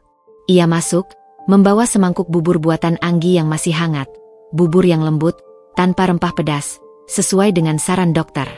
Bunila, ini bubur. Anggi yang buat. Dia titip ini untuk ibu, kata Rizky, menyerahkan mangkuk itu. Bunila mengambil mangkuk itu dengan tangan gemetar. Ia menatap Rizky dengan mata penuh air. Anggi, dia tidak marah padaku? Setelah semua yang kulakukan. Dia marah, Bu. Tapi dia juga mengerti. Dia bilang, dia ingin membalas kejahatan dengan kebaikan. Dia ingin ibu sembuh, jawab Rizky, duduk di kursi di samping tempat tidur. Bunila menunduk, mengaduk bubur itu perlahan. Aku takut, Rizky. Aku takut melihat wajahnya. Aku takut melihat bekas luka itu. Itu adalah cap pengkhianatan yang akan terus mengingatkanku pada kejahatanku. Bunila, dengar aku. Rizky merapatkan kursi. Anggi bukan Ratna. Anggi kuat. Dia sudah membuktikan itu dengan mencari tahu kebenaran, bukan dengan lari. Aku ingin kita semua move on. Aku ingin ibu memanggilku anak, jika ibu mau. Dan aku akan memanggil ibu, ibu. Karena ibu adalah orang tua terbaik yang aku miliki. Bunila menangis lagi, namun kali ini tangisannya lebih tenang, seperti gerimis setelah badai. Terima kasih, Nak. Terima kasih karena kamu tidak meninggalkanku. Aku tidak akan meninggalkanmu, Bu, janji Rizky. Setelah percakapan emosional itu, Rizky dan Anggi kembali ke kamar mereka. Anggi merasakan kelegaan yang luar biasa. Ia berhasil, bukan dengan menyakiti Bunila, melainkan dengan memaksa Bunila menjadi dirinya sendiri. Mas, kamu hebat sekali. Kamu menenangkan ibu, kata Anggi, memeluk Rizky. Aku hanya melakukan apa yang harus kulakukan. Sekarang aku tahu, beban yang ia pikul terlalu berat. Aku akan mencintai Tante Nila, Ibu Nila, dengan cara yang tulus. Aku akan membantunya melepaskan bayangan masa lalu itu, ujar Rizky. Anggi menyentuh perban di lengannya. Dan aku akan membantunya berdamai dengan kelemahan. Kita adalah keluarga, Mas. Keluarga yang dibangun di atas kebenaran, meskipun itu pahit. Keesokan harinya, Anggi bangun lebih pagi. Ia terkejut melihat Bunila sudah berada di dapur. Bunila sedang mencoba merapikan barang-barang. Selamat pagi, Bunila, sapa Anggi lembut.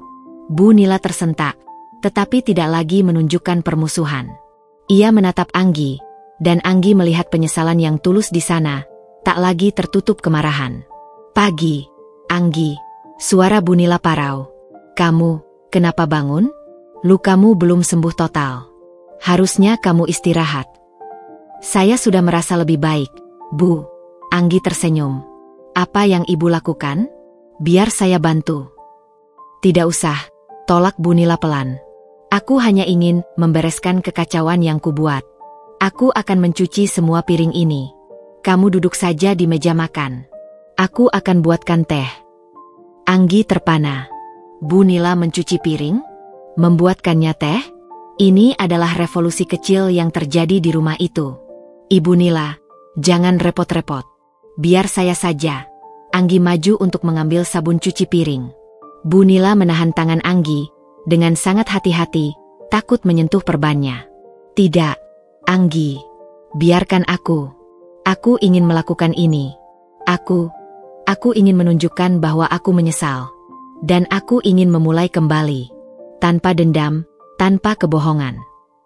Anggi mengangguk, matanya berkaca-kaca. Ia melihat Bunila yang sebenarnya. Seorang wanita yang mencoba menebus kesalahan dan pengorbanannya yang salah arah. Babak baru telah dimulai. Bara konflik sudah padam. Kini yang tersisa adalah abu kebenaran dan benih rekonsiliasi. Setelah badai emosi di ruang makan, hari-hari berikutnya adalah lembaran baru yang harus diisi dengan hati-hati oleh Anggi, Rizky, dan Bu Nila. Keheningan di rumah tidak lagi terasa mencekik, melainkan damai dan penuh pertimbangan. Bu Nila, yang kini membiarkan dirinya rapuh, mulai menunjukkan perubahan yang menakjubkan. Pagi-pagi sekali, Anggi terkejut ketika Bu Nila mengetuk pintu kamarnya, bukan dengan nada menuntut yang tajam, melainkan dengan suara yang lembut. "Anggi, Ibu Nila sudah buatkan bubur. Kamu harus makan banyak agar lukamu cepat pulih," ujar Bu Nila, menyerahkan semangkuk bubur panas dengan penuh kehati-hatian. Anggi menerima mangkuk itu. Ia melihat bubur yang dibuat Bu Nila, lembut, tidak terlalu asin, dan disajikan dengan irisan daging ayam kecil. Jauh dari tuntutan sup sempurna yang biasa Bu Nila harapkan. "Terima kasih banyak, Bu Nila. Ini pasti enak," kata Anggi tulus. Bu Nila menghela napas. "Jangan panggil Ibu Nila. Panggil saja Ibu. Aku tahu aku bukan ibu kandung Rizky, tapi aku sudah memutuskan. Mulai sekarang, aku adalah ibumu. Ibu yang ingin menebus semua kesalahan dan kejahatan yang kulakukan padamu." Mata Anggi berkaca-kaca. "Baik, Bu." Anggi mengangguk. Hatinya terasa hangat seolah diselimuti sinar matahari pagi. Bu Nila duduk di tepi tempat tidur Anggi, sesuatu yang tidak pernah terjadi sebelumnya. Ia menatap perban di lengan Anggi dengan penyesalan yang dalam. Aku menyesal, Nak. Aku tidak tahu bagaimana meminta maaf. Sambal itu seharusnya tidak terjadi. Aku dibutakan oleh rasa takut dan harga diri," bisik Bu Nila. Matanya menatap Anggi dengan tatapan yang memohon pengampunan. Anggi meraih tangan Bu Nila, yang kini terasa lembut, tidak lagi kaku. "Aku sudah memaafkan Ibu, Bu. Aku mengerti. Ibu adalah korban dari rahasia yang Ibu pikul sendirian selama ini. Sekarang, kita harus fokus pada kesembuhan. Bukan hanya lukaku, tapi juga luka di hati Ibu. Aku akan mencoba, Anggi. Aku janji," ucap Bu Nila, lalu berdiri. "Aku akan ke dapur. Aku akan membereskan semua barang-barangku yang sudah tua dan tidak terpakai. Mungkin aku akan membuang beberapa kenangan lama yang seharusnya kubuang sejak dulu." Anggi mengerti. Bu Nila tidak hanya membersihkan gudang fisik, tetapi juga mengeliminasi beban emosional yang selama ini ia pikul. Perubahan Bu Nila tidak hanya berhenti di kata-kata. Ia mulai tertarik dengan kegiatan Anggi. Suatu siang, Anggi mencoba membuat adonan kue di dapur. Ia masih harus berhati-hati dengan lengannya. Bu Nila datang, tidak lagi dengan tatapan menghakimi, melainkan dengan rasa ingin tahu yang murni. "Anggi, apa yang kamu buat? Apakah kamu tidak boleh terlalu banyak bergerak?" tanya Bu Nila. "Tidak apa-apa, Bu. Ini adonan choco chip. Sudah lama aku tidak membuat kue. Tangan kiriku masih bisa mengaduk pelan-pelan," jawab Anggi. Bu Nila berdiri diam sebentar, lalu menyingsingkan lengan bajunya. "Sini, biar Ibu yang mengaduk adonannya. Ibu tidak bisa memasak yang rumit, tapi mengaduk adonan, Ibu bisa." Anggi terkejut, namun senyum tulus merekah di wajahnya. "Sungguh, Bu? Terima kasih banyak." Bu Nila mengambil mixer itu, lalu mengaduk adonan dengan hati-hati. Ia bekerja dalam diam, namun suasana di dapur terasa hangat dan ringan. "Dulu, almarhum suamiku juga suka kue.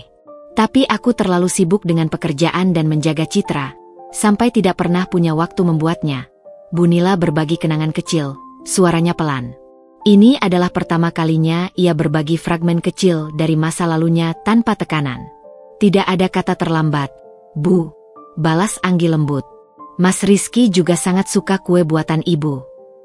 "Rizky, dia anak yang baik, Anggi. Aku harusnya bangga, bukan malah menyakitinya dengan caraku yang salah." Bu Nila menghentikan mixer. "Anggi, kue buatanmu itu enak. Itu bukan pekerjaan receh. Itu adalah seni yang membahagiakan orang lain." Anggi merasa haru. Pujian tulus dari Bu Nila itu terasa lebih berharga daripada semua uang yang pernah ia hasilkan dari penjualan kuenya. Sementara Anggi dan Bu Nila mulai membangun jembatan emosional, Rizky menghadapi tantangan yang berbeda. Meskipun ia sudah memaafkan Bu Nila, Fakta bahwa ia hidup dalam kebohongan selama puluhan tahun terus menghantuinya. Malam itu, Rizky duduk di kamar, menatap foto pernikahan orang tuanya, Bu Nila dan ayahnya. Ia mengambil jurnal Ratna, mencoba membacanya lagi, mencari detail tentang ibu kandungnya. Anggi mendekat, menyandarkan kepala di bahu suaminya. "Mas, jangan terlalu menyiksa dirimu. Ibu Nila menyembunyikannya karena cinta yang salah arah. Itu bukan salahmu. Aku tahu, Nggi. Tapi aku merasa akar hidupku dicabut. Semua yang ku ketahui ternyata bohong. Aku bahkan tidak tahu siapa ibu kandungku sebenarnya. Bagaimana jika aku mewarisi kelemahan yang ditakuti Bu Nila? Bagaimana jika aku mengecewakan Bu Nila dan juga Ratna?" Rizky menyuarakan ketakutan terbesarnya. Anggi membalikkan badan Rizky agar menghadapnya. "Dengar, Mas. Ibu Nila mungkin bukan ibu kandungmu, tapi dia yang membesarkanmu. Dia yang membuatmu menjadi Rizky yang baik dan penyayang seperti sekarang. Dan kamu tidak lemah. Kamu kuat. Kamu berani memeluk Ibu Nila setelah dia menyakitiku. Itu bukan kelemahan, Mas. Itu kekuatan hati yang luar biasa." "Tapi Ratna, ibuku." "Ratna telah memilih yang terbaik untukmu saat itu. Dia percaya pada Nila. Dan kamu sekarang punya dua orang ibu, Mas. Satu yang memberimu hidup, satu lagi yang membesarkanmu. Jangan hilangkan peran salah satunya," kata Anggi, mengusap bekas air mata Rizky. Rizky memejamkan mata, mengangguk perlahan. "Kamu benar, sayang. Aku harus menerima keduanya. Aku harus menerima masa lalu itu." Anggi tersenyum. "Penyembuhan tidak akan instan, Mas. Tapi kita akan lewati ini bersama.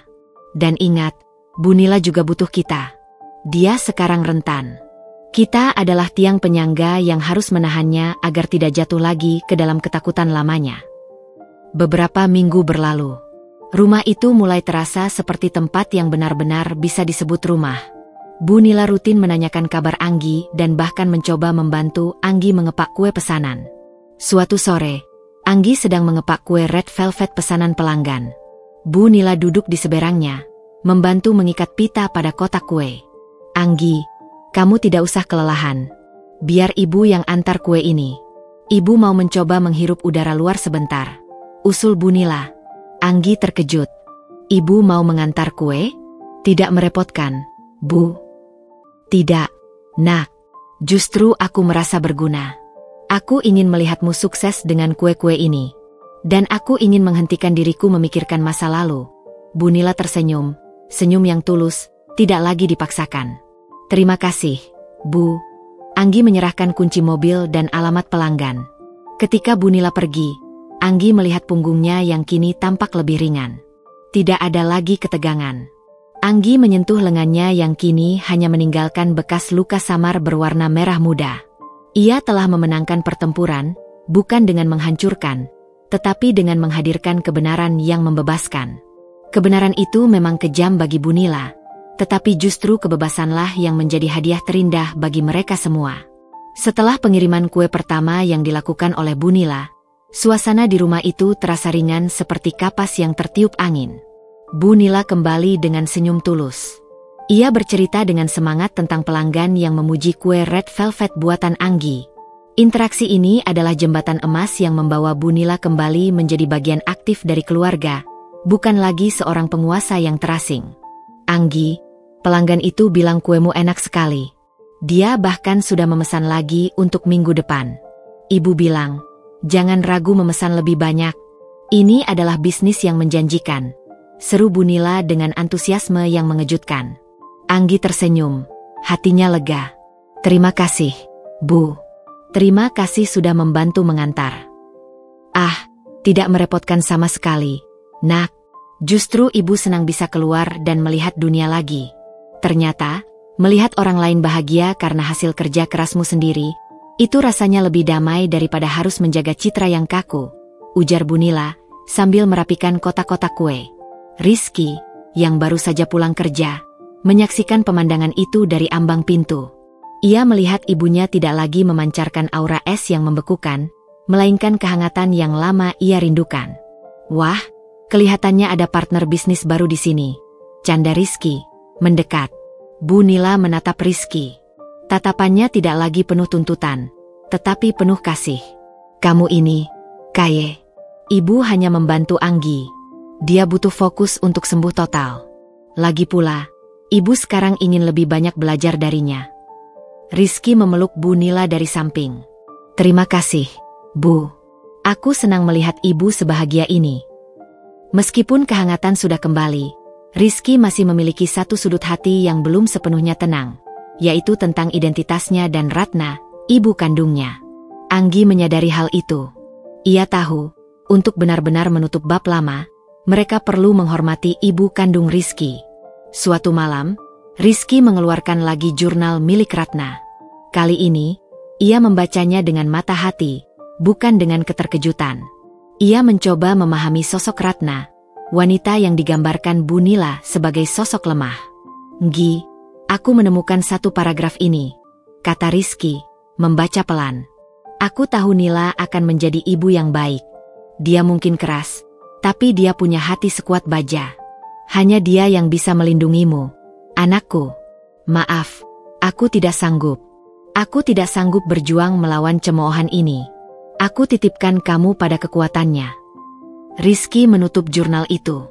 Ibu Ratna, dia tidak cengeng. Dia hanya realistis. Dia menyerahkan aku pada seseorang yang dia tahu bisa melindungiku, meskipun caranya salah. Anggi memeluk suaminya. Dia mencintaimu, Mas. Begitu juga Bu Nila. Ibu Nila memilih melindungi nama baik Ratna, dan juga dirimu, dengan memikul beban itu sendirian. Kini, kamu tidak perlu memilih. Kamu bisa mencintai keduanya. Rizky mengangguk. Aku sudah memaafkan Ibu Nila sepenuhnya. Dan aku sudah berdamai dengan masa lalu ini. Aku akan tetap menjadi Rizky, anak yang dibesarkan oleh Ibu Nila, dan anak kandung dari Ratna. Akar hidupku tidak dicabut, Nggi. Tapi cabangnya menjadi lebih banyak dan kuat. Keesokan harinya, Rizky melakukan hal yang mengejutkan. Ia membawa Bu Nila dan Anggi ke sebuah taman pemakaman yang tenang. Di sana, di bawah pohon Kamboja, ada makam sederhana dengan nama Ratna, ibu Rizky. Bu Nila terkejut. Rizky, bagaimana kamu tahu makam ini? Aku bertanya pada Vina. Bu. Vina membantu mencari tahu tentang kerabat dekat keluarga. Dia menemukan ini. Aku tahu ibu tidak pernah mau ke sini, jawab Rizky lembut. Bu Nila menunduk. Aku tidak sanggup. Aku merasa bersalah. Aku merasa tidak pantas berhadapan dengan makamnya. Rizky meraih tangan Bu Nila dan Anggi. Mereka bertiga berdiri di depan makam itu. Rizky meletakkan bunga dan air mawar. Mama Ratna, bisik Rizky, suaranya sedikit bergetar. Terima kasih sudah memberiku hidup. Terima kasih sudah memilih yang terbaik untukku. Aku bahagia. Aku tidak lemah. Ibu Nila menjagaku dengan baik. Dan aku juga membawa Anggi, istriku. Dia adalah hadiah yang paling tulus yang Mama Ratna kirimkan padaku. Anggi menggenggam tangan Bu Nila erat-erat. Bu Nila tidak menangis histeris, hanya menunduk. Air matanya menetes pelan ke tanah. Ziarah ini adalah penutup babak trauma Bu Nila. Ia telah berdamai dengan hantu masa lalunya. Sepulang dari makam, Rizky mengumumkan sesuatu yang penting di ruang keluarga. Bu, Nggi, aku sudah berpikir. Aku tidak mau kita hidup dalam bayang-bayang ini lagi. Kita harus jujur pada diri sendiri. Aku akan membuat dokumen legal untuk mengukuhkan status ibu sebagai orang tua angkat dan wali sahku. Ini bukan untuk apa-apa, Bu. Tapi ini untuk pengakuan tulus bahwa ibu adalah ibuku. Mendengar kata-kata Rizky, Bu Nila tidak bisa menahan harunya. Rizky, kamu tidak perlu sejauh itu. Cukup dengan kamu tidak meninggalkanku. Ibu sudah bersyukur. Perlu, Bu. Anggi menyela, tersenyum. Ini adalah fondasi baru kita. Ibu membesarkan Mas dengan penuh pengorbanan. Itu lebih berharga daripada status darah. Kita akan mengubah rumah ini menjadi tempat yang hangat, Bu. Tempat yang bebas dari ketakutan. Bu Nila memeluk Anggi dan Rizky bersamaan. Pelukan yang kini terasa kokoh dan penuh penerimaan. Kalian adalah hadiah terbaik dalam hidupku. Terima kasih. Aku janji, aku akan menjadi ibu yang lebih baik. Ibu yang tidak lagi takut pada kelemahan. Perubahan Bu Nila tidak hanya dirasakan di rumah, tetapi juga oleh teman-teman Anggi dan kerabat yang berkunjung. Bu Nila kini menyambut mereka dengan senyum. Ia bahkan berinisiatif membantu Anggi dalam hal administrasi bisnis kuenya, yang kini makin berkembang pesat. Anggi, kamu harus mendaftarkan usahamu ke dinas terkait agar bisa mendapatkan izin PIRT. Ibu bantu urus surat-suratnya. Dulu ibu bekerja di bidang administrasi, jadi ibu tahu seluk-beluknya. Bu Nila menawarkan diri. Sungguh, Bu? Wah, terima kasih banyak. Itu akan sangat membantu, kata Anggi gembira. Ia tahu, Bu Nila menemukan makna hidup yang baru dalam mendukung kebahagiaan orang lain, bukan dalam menuntut kesempurnaan. Anggi melihat ke bahunya, di mana bekas siraman sambal kini hanya tinggal sebuah titik kecil berwarna merah muda. Luka fisik itu hampir hilang. Luka batin pun telah sembuh total, digantikan oleh kehangatan dan keharmonisan yang ia ciptakan sendiri. Ia tidak membalas Bu Nila dengan kekejaman, tetapi dengan kebaikan dan kebenaran yang membebaskan. Kebenaran itu memang menyakitkan, tetapi efeknya adalah penyembuhan yang abadi. Waktu berlalu seperti aliran sungai yang tenang setelah melalui jeram yang bergejolak. Bulan-bulan berlalu sejak kunjungan ke makam Ratna dan pengakuan jujur Bu Nila. Rumah itu kini tidak hanya bersih dan rapi, tetapi juga kaya akan tawa dan percakapan terbuka. Bu Nila telah menjadi mentor dan manajer tidak resmi dari bisnis kue Anggi. Ia memastikan semua urusan administrasi berjalan lancar, membiarkan Anggi fokus pada kreativitasnya di dapur.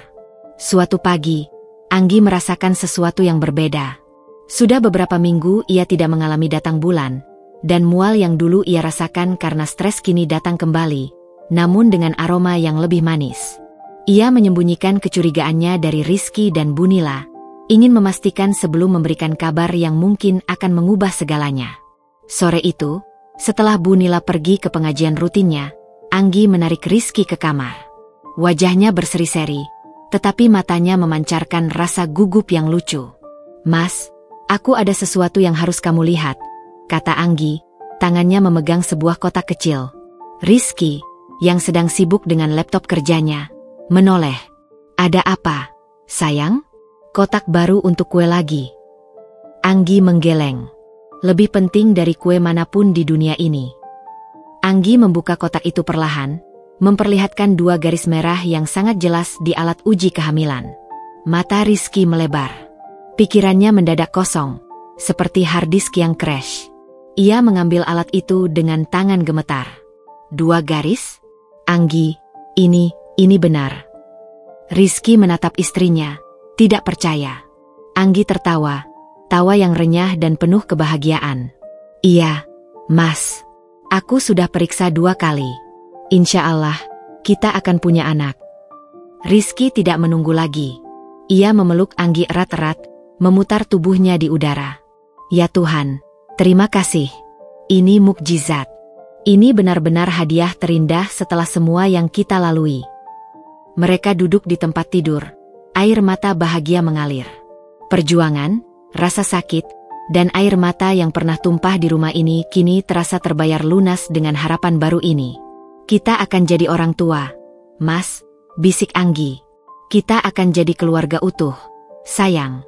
Keluarga yang bahagia dan jujur, jawab Rizky, mencium kening Anggi dengan lembut, berhati-hati dengan tubuh istrinya. Tantangan berikutnya adalah menyampaikan berita ini kepada Bu Nila. Mereka tahu, reaksi Bu Nila yang sekarang pasti berbeda, tetapi mereka tetap merasa gugup. Malam harinya, setelah makan malam, Rizky memanggil Bu Nila ke ruang keluarga. Bu Nila sedang sibuk merajut, kegiatan barunya yang membantu meredakan stres. Bu, kami punya kabar gembira, kata Rizky, nadanya penuh semangat. Bu Nila mengangkat alisnya. Kabar apa? Apakah pesanan kue Anggi sudah mencapai 100 kotak? Anggi duduk di samping Rizky. Ia meraih tangan Bu Nila dan menggenggamnya. Lebih dari itu, Bu. Ibu akan jadi nenek, kata Rizky, tidak bisa menahan kegembiraannya. Bu Nila menjatuhkan rajutannya ke lantai.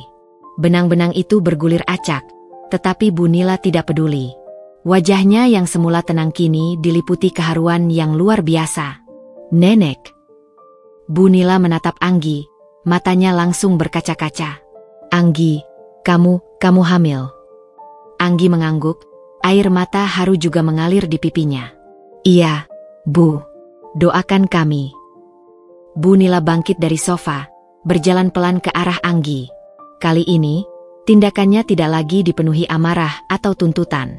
Bu Nila memeluk Anggi dengan sangat hati-hati, sebuah pelukan yang penuh kehangatan dan rasa syukur. Terima kasih, Nak. Terima kasih, bisik Bu Nila, suaranya tercekat. Ini adalah hadiah terbaik. Setelah semua yang Ibu lakukan padamu, kamu masih mau memberi kami harapan. Tentu saja, Bu. Anak ini akan tumbuh di rumah yang penuh cinta dan kejujuran. Dia akan punya nenek yang hebat, kata Anggi tulus. Bu Nila kemudian memeluk Rizky. Rizky, kamu harus menjaga Anggi. Dia tidak boleh kelelahan. Dia tidak boleh stres. Jangan ulangi kesalahan yang pernah kulakukan padanya. Suaranya penuh perintah, tetapi perintah yang lahir dari kasih sayang yang mendalam. Sejak saat itu, Bu Nila berubah menjadi sosok yang sangat protektif. Ia menjadi satpam tak terlihat di rumah itu. Dapur yang dulunya merupakan medan perang Anggi, kini menjadi wilayah kekuasaan Bu Nila. Ia melarang Anggi melakukan pekerjaan rumah tangga yang berat. Anggi, jangan angkat ember itu. Itu terlalu berat. Biar ibu yang lakukan. Bu Nila berteriak suatu pagi, melihat Anggi berusaha mengangkat ember bekas cucian. Tidak apa-apa, Bu. Ini ringan kok. Anggi mencoba meyakinkan. Tidak ada kata, tidak apa-apa, untuk cucu ibu. Kamu harus istirahat total. Dulu ibu tidak bisa istirahat, tapi kamu harus sehat. Perintah Bu Nila, mengambil alih ember itu dengan wajah serius. Rizky hanya bisa tersenyum melihat perubahan drastis ini. Bu Nila bahkan ikut mengawasi menu makanan Anggi, memastikan Anggi tidak makan makanan pedas sama sekali, tidak peduli seberapa banyak Anggi memohon. Tidak boleh. Tidak ada sambal. Ingat, perutmu sensitif. Ibu tidak mau cucu ibu lahir dengan masalah kesehatan hanya karena ibu terlalu memanjakanmu sekarang. Bu Nila bersikeras, sambil menyajikan piring Anggi yang hanya berisi lauk non-pedas. Anggi tertawa, mengenang kembali bagaimana Bu Nila yang sama pernah menyiramnya dengan sambal panas. Ironi ini terasa semanis madu. Ibu Nila, jangan khawatir. Aku sudah benar-benar menghindari sambal, kata Anggi, menyentuh perutnya yang masih rata. Bagus. Dan Rizky. Bu Nila menoleh tajam ke putranya. Kamu harus pulang cepat dari kantor. Kamu harus memijat kaki Anggi setiap malam. Dia butuh dukungan. Jangan biarkan dia merasa sendirian, seperti aku dulu. Rizky mengangguk patuh. Siap, Bu. Aku akan merawat Anggi seperti putri mahkota. Hubungan yang dibangun di atas kejujuran ternyata jauh lebih kuat daripada yang didasari oleh kebohongan dan ketakutan. Bu Nila yang baru ini adalah anugerah terindah bagi Anggi dan Rizky. Ia telah menjadi sumber kehangatan, bukan lagi sumber stres. Anggi tahu, anak yang ia kandung ini akan membawa kebahagiaan, tetapi juga menutup babak kelam di mana Anggi harus membalas kekejaman dengan kebenaran untuk mendapatkan penerimaan yang tulus. Bulan-bulan kehamilan Anggi terasa seperti musim semi yang berkepanjangan di rumah itu. Setiap hari adalah perayaan kecil. Perut Anggi yang membesar adalah lambang perdamaian yang paling nyata setelah badai panjang. Bu Nila telah bertransformasi sepenuhnya. Dari sosok yang menuntut kesempurnaan, ia kini menjadi ibu siaga dan peramal yang selalu tahu kebutuhan Anggi bahkan sebelum Anggi sendiri menyadarinya. Suatu sore, Anggi sedang beristirahat di sofa. Sesekali mengelus perutnya yang semakin membesar. Bu Nila datang membawa sepiring besar irisan buah segar dan segelas susu hangat. Anggi, kamu harus makan ini. Dokter bilang kamu butuh banyak serat dan kalsium. Perintah Bu Nila, tetapi nada suaranya kini selembut beludru. Terima kasih banyak, Bu. Ibu sungguh perhatian. Saya merasa seperti ratu yang dimanjakan, canda Anggi, mengambil sepotong buah. Bu Nila tersenyum. Wajahnya memancarkan kehangatan yang dulu tidak pernah ada. Kamu memang ratu di rumah ini, nak. Kamu membawa kebahagiaan. Dan calon cucu ibu ini, dia harus tumbuh dengan gizi yang terbaik. Ibu tidak mau lagi ada bayang-bayang masa lalu yang mengganggu kesehatan kita. Bu, saya sudah benar-benar melupakan masa lalu itu. Ibu tidak perlu khawatir, ujar Anggi menenangkan. Ibu tahu, tapi ibu harus menebusnya. Setiap kali ibu melihat bekas luka samar di lenganmu, ibu teringat betapa kejamnya ibu. Jadi, memanjakanmu sekarang adalah cara ibu membersihkan jiwa ibu sendiri. Aku Bunila jujur. Rizky, di tengah kesibukannya bekerja, selalu menyempatkan diri untuk ikut dalam setiap proses persiapan. Ia lebih sering bekerja dari rumah, memastikan ia selalu ada di sisi Anggi. Malam itu, Rizky dan Anggi sedang merakit tempat tidur bayi di kamar calon anak mereka. Kamar itu dicat dengan warna-warna cerah, penuh harapan. Bunila berdiri di ambang pintu, mengamati. Mas, ini seharusnya agak miring sedikit. Sekrupnya kurang pas, kata Anggi, berusaha membaca petunjuk. Rizky menggaruk kepalanya. Kenapa merakit tempat tidur ini lebih sulit daripada mendesain gedung? Ya. Bunila tertawa kecil, suara tawa yang nyaring dan tulus. Kalian berdua ini, sudah jelas kalian tidak punya bakat merakit. Sini, biar ibu bantu. Bunila maju, dan dengan sigap, ia mengamati petunjuk dan mulai merakit bagian-bagian ranjang bayi itu. Tangannya yang dulu kaku karena menuntut kesempurnaan di rumah tangga, kini terampil merangkai sarang cinta untuk cucunya. Dulu, ibu juga merakit ranjang untukmu, Kaye. Tapi saat itu, ibu merakitnya dengan hati yang takut. Bunila berbagi kenangan dengan suara pelan. Sekarang, ibu merakitnya dengan hati yang lega. Lega karena kamu tahu kebenarannya, dan lega karena Anggi menerimaku apa adanya. Rizky meletakkan obengnya, memeluk Bunila dari belakang. Terima kasih, Bu. Terima kasih sudah kuat membesarkanku. Dan terima kasih sudah menjadi nenek terbaik untuk anak kami. Dia harus jadi anak yang kuat, seperti kalian berdua. Dia harus menjadi anak yang berani, dan tidak takut menangis, pesan Bunila. Anggi dan Rizky juga memulai tradisi baru. Setiap malam, mereka membaca jurnal Ratna bersama. Bukan untuk menggali rasa sakit, tetapi untuk menghormati memori ibu kandung Rizky. Mereka ingin anak mereka tahu bahwa ia memiliki dua akar yang kuat. Ratna pasti bangga melihatmu sekarang.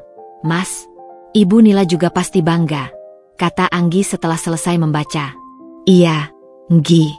Sekarang aku mengerti kenapa Bu Nila keras. Dia benar-benar ingin aku menjadi orang yang kuat, berbeda dari Ratna yang ia anggap terlalu lemah untuk menghadapi dunia. Rizky merenung. Tapi sekarang aku tahu, kekuatan itu datang dari kejujuran dan cinta, bukan dari ketakutan. Mereka memutuskan bahwa anak mereka akan memiliki nama yang menggabungkan kasih sayang dari kedua ibu, Ratna sebagai penghormatan, dan Nila sebagai kasih sayang. Menjelang bulan terakhir, Bu Nila menjadi semakin protektif, hampir lucu. Ia mengawasi setiap langkah Anggi. Anggi, jangan jalan terlalu cepat. Nanti terpeleset, seru Bu Nila dari dapur, seolah memiliki indera keenam yang mendeteksi setiap gerakan Anggi. Anggi tertawa. Saya cuma mau ambil air minum, Bu. Ambil minum, biar ibu yang ambilkan. Kamu duduk saja. Kandunganmu sudah besar, nak. Jangan mengambil risiko. Bu Nila bergegas membawakan air minum. Rizky masuk sambil tersenyum. Lihat, sayang. Ibu kita ini sudah seperti komandan militer untukmu. Ibu tidak peduli kalian mengejek ibu, sela Bu Nila, menatap tajam ke arah Rizky. Keselamatan Anggi dan cucu ibu adalah nomor 1. Rizky, kamu sudah siapkan mobil siaga? Tas rumah sakit sudah lengkap? Pakaian bayi sudah dicuci semua dengan deterjen khusus? Sudah, Bu. Semuanya sudah siap. Ibu lebih siap daripada kami berdua, rasanya, jawab Rizky sambil mencium pipi ibunya. Dalam keprotektifan Bu Nila yang berlebihan, Anggi menemukan kebahagiaan.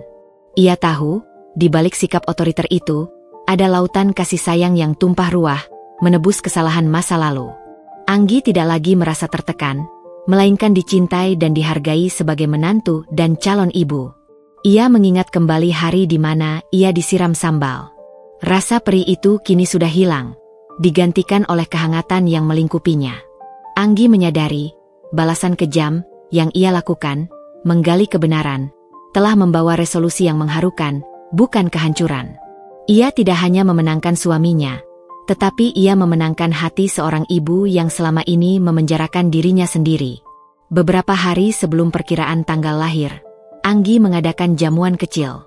Ia mengundang teman-temannya, termasuk Vina, yang kini menjadi saksi bisu keajaiban di rumah itu. Aku tidak percaya, Anggi. Rumah ini terasa begitu berbeda. Bu Nila, dia tersenyum tulus. Dia bahkan membuatkan kue untuk kita.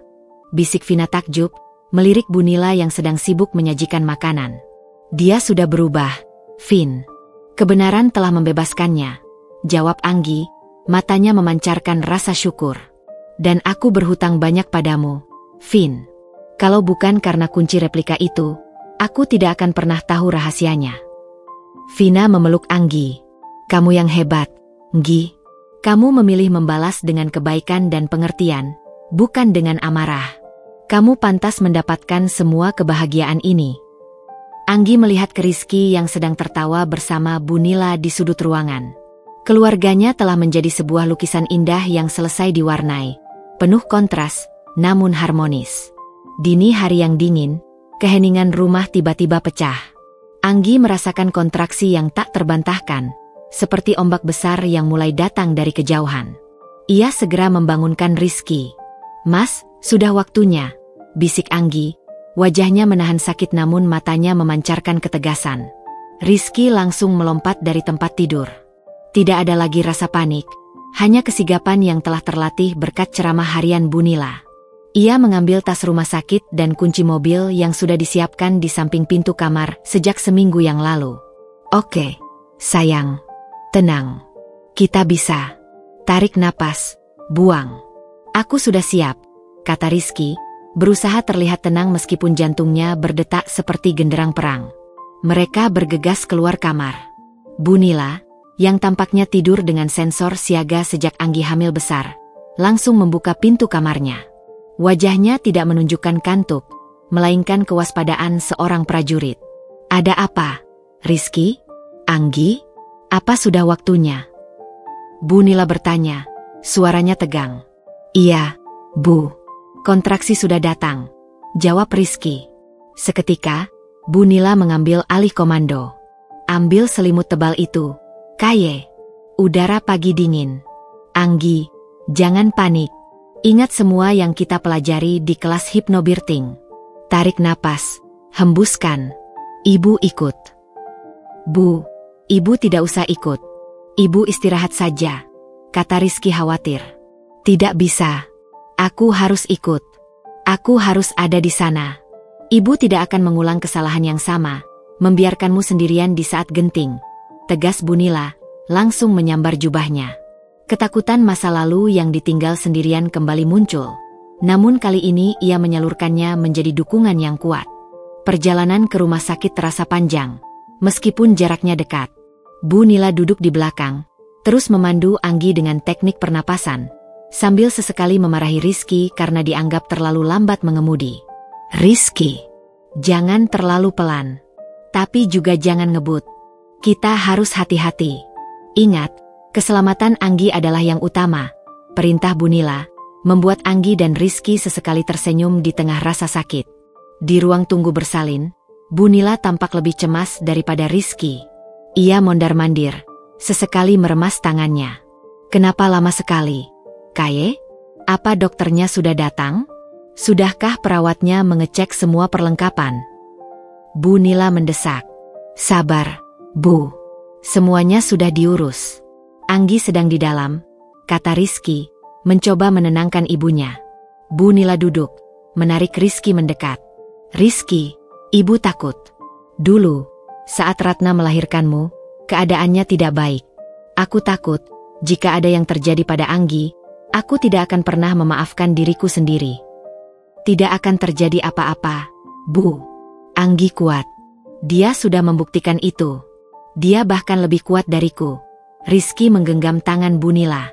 Dan ingat, Bu, Anggi melahirkan dengan hati yang lega, tidak seperti Ratna. Kita semua di sini sekarang. Bersama. Setelah beberapa jam yang menegangkan, Rizky keluar dari ruang bersalin. Wajahnya bercahaya seperti fajar. Bu, perempuan. Kita punya bayi perempuan, seru Rizky. Bu Nila langsung bangkit. Air mata kembali mengalir. Tetapi kali ini adalah air mata bahagia yang murni. Ia memeluk Rizky erat-erat. Alhamdulillah. Terima kasih. Ya Allah. Anggi baik-baik saja, kan? Anggi baik-baik saja, Bu. Dia sangat hebat. Anak kita cantik sekali, kata Rizky. Beberapa saat kemudian, Bu Nila dan Rizky diizinkan masuk ke ruang perawatan. Anggi terbaring lemah namun wajahnya memancarkan kebahagiaan. Di pelukannya, terbaring bayi perempuan kecil yang mungil dan damai. Bu Nila mendekat perlahan, matanya tidak lepas dari cucunya. Ia mengambil alih bayi itu dengan kehati-hatian yang luar biasa. Anggi melihat ekspresi Bu Nila. Ada cinta yang meluap-luap, tidak ada lagi ketakutan atau kekakuan. Ya Tuhan, cucu nenek, bisik Bu Nila. Suaranya pecah karena haru. Ia mencium kening bayi itu. Siapa namanya, Nak? Tanya Bu Nila, menatap Anggi. Anggi dan Rizky saling pandang, tersenyum. Kami sudah memutuskannya, Bu. Namanya Nila Ratna Anggraini, jawab Rizky. Bu Nila terdiam. Nama itu adalah jembatan paling sempurna yang menyatukan masa lalu dan masa depan. Nila, nama dirinya. Ratna, nama ibu kandung Rizky. Anggraini, Anggi, nama ibu yang melahirkannya. Nama itu adalah pernyataan tegas bahwa di rumah ini, tidak ada yang perlu disembunyikan atau diabaikan lagi. Bu Nila kembali menangis. Kali ini ia mendekap bayi itu erat-erat. Terima kasih, Nak. Terima kasih Anggi. Kalian sudah membebaskan semua dari kami. Seminggu kemudian, Anggi dan bayi Nila Ratna Anggraini, mereka memanggilnya Rara, pulang ke rumah. Rumah itu sudah dihiasi dengan pernak-pernik bayi, berkat Bu Nila. Kehidupan baru dimulai. Bu Nila menjadi nenek yang paling lembut dan protektif. Ia selalu menggendong Rara, berbicara dengan suara pelan dan lembut, suara yang belum pernah didengar Anggi sebelumnya. Ia bahkan membiarkan Anggi kembali ke dapur untuk membuat kue ringan, karena ia tahu Anggi merindukan hobinya. Anggi, kamu buat kue saja. Biar Rara tidur di sini, di sampingku. Aku bisa menjaganya, ujar Bu Nila, sambil menimang Rara. Anggi, yang kini bisa menikmati waktu luangnya di dapur tanpa rasa takut, merasa hidupnya telah lengkap. Ia telah melewati api neraka di awal pernikahan, tetapi ia keluar sebagai pemenang, bukan dengan pedang, melainkan dengan hati yang tulus dan otak yang cerdas. Suatu sore, Anggi duduk bersama Bu Nila. Anggi melihat bekas luka sambal di lengannya. Kini, luka itu hampir tak terlihat, hanya sebuah titik kecil berwarna merah muda yang cepat hilang jika tidak dicari. Bu Nila, Anggi meraih tangan Bu Nila. Terima kasih. Ibu yang harus berterima kasih, Nak. Kamu memberiku Rara. Kamu memberiku kesempatan kedua. Kamu membuktikan bahwa kebenaran memang menyakitkan, tapi itu yang membuat kita bebas. Kamu membalasku dengan kebejaman kebenaran, tapi hadiahnya adalah kedamaian yang abadi. Bu Nila menatap Anggi dengan penuh cinta. Rizky masuk sambil menggendong Rara. Ia memberikan Rara pada Anggi. Lihat, sayang. Rumah kita sudah penuh. Penuh tawa, penuh kue, dan penuh cinta, kata Rizky. Dulu, aku takut pada ibu. Sekarang, aku hanya mencintai dua wanita di hidupku, Ibu Nila, dan kamu, Anggi. Anggi tersenyum, memeluk Rara, Rizky, dan Bu Nila yang berdiri di sampingnya. Mereka adalah keluarga, yang berawal dari kebohongan dan kekerasan, tetapi berhasil menemukan jalannya kembali ke cahaya melalui pengorbanan, kejujuran, dan yang terpenting, kasih sayang yang tulus. Tembok ketakutan telah runtuh. Kebahagiaan Anggi dan Rizky kini mengalir deras, tanpa hambatan. Mereka membuktikan bahwa bahkan dari tindakan kejam sekalipun, bisa lahir penyembuhan dan akhir yang bahagia. Tamat.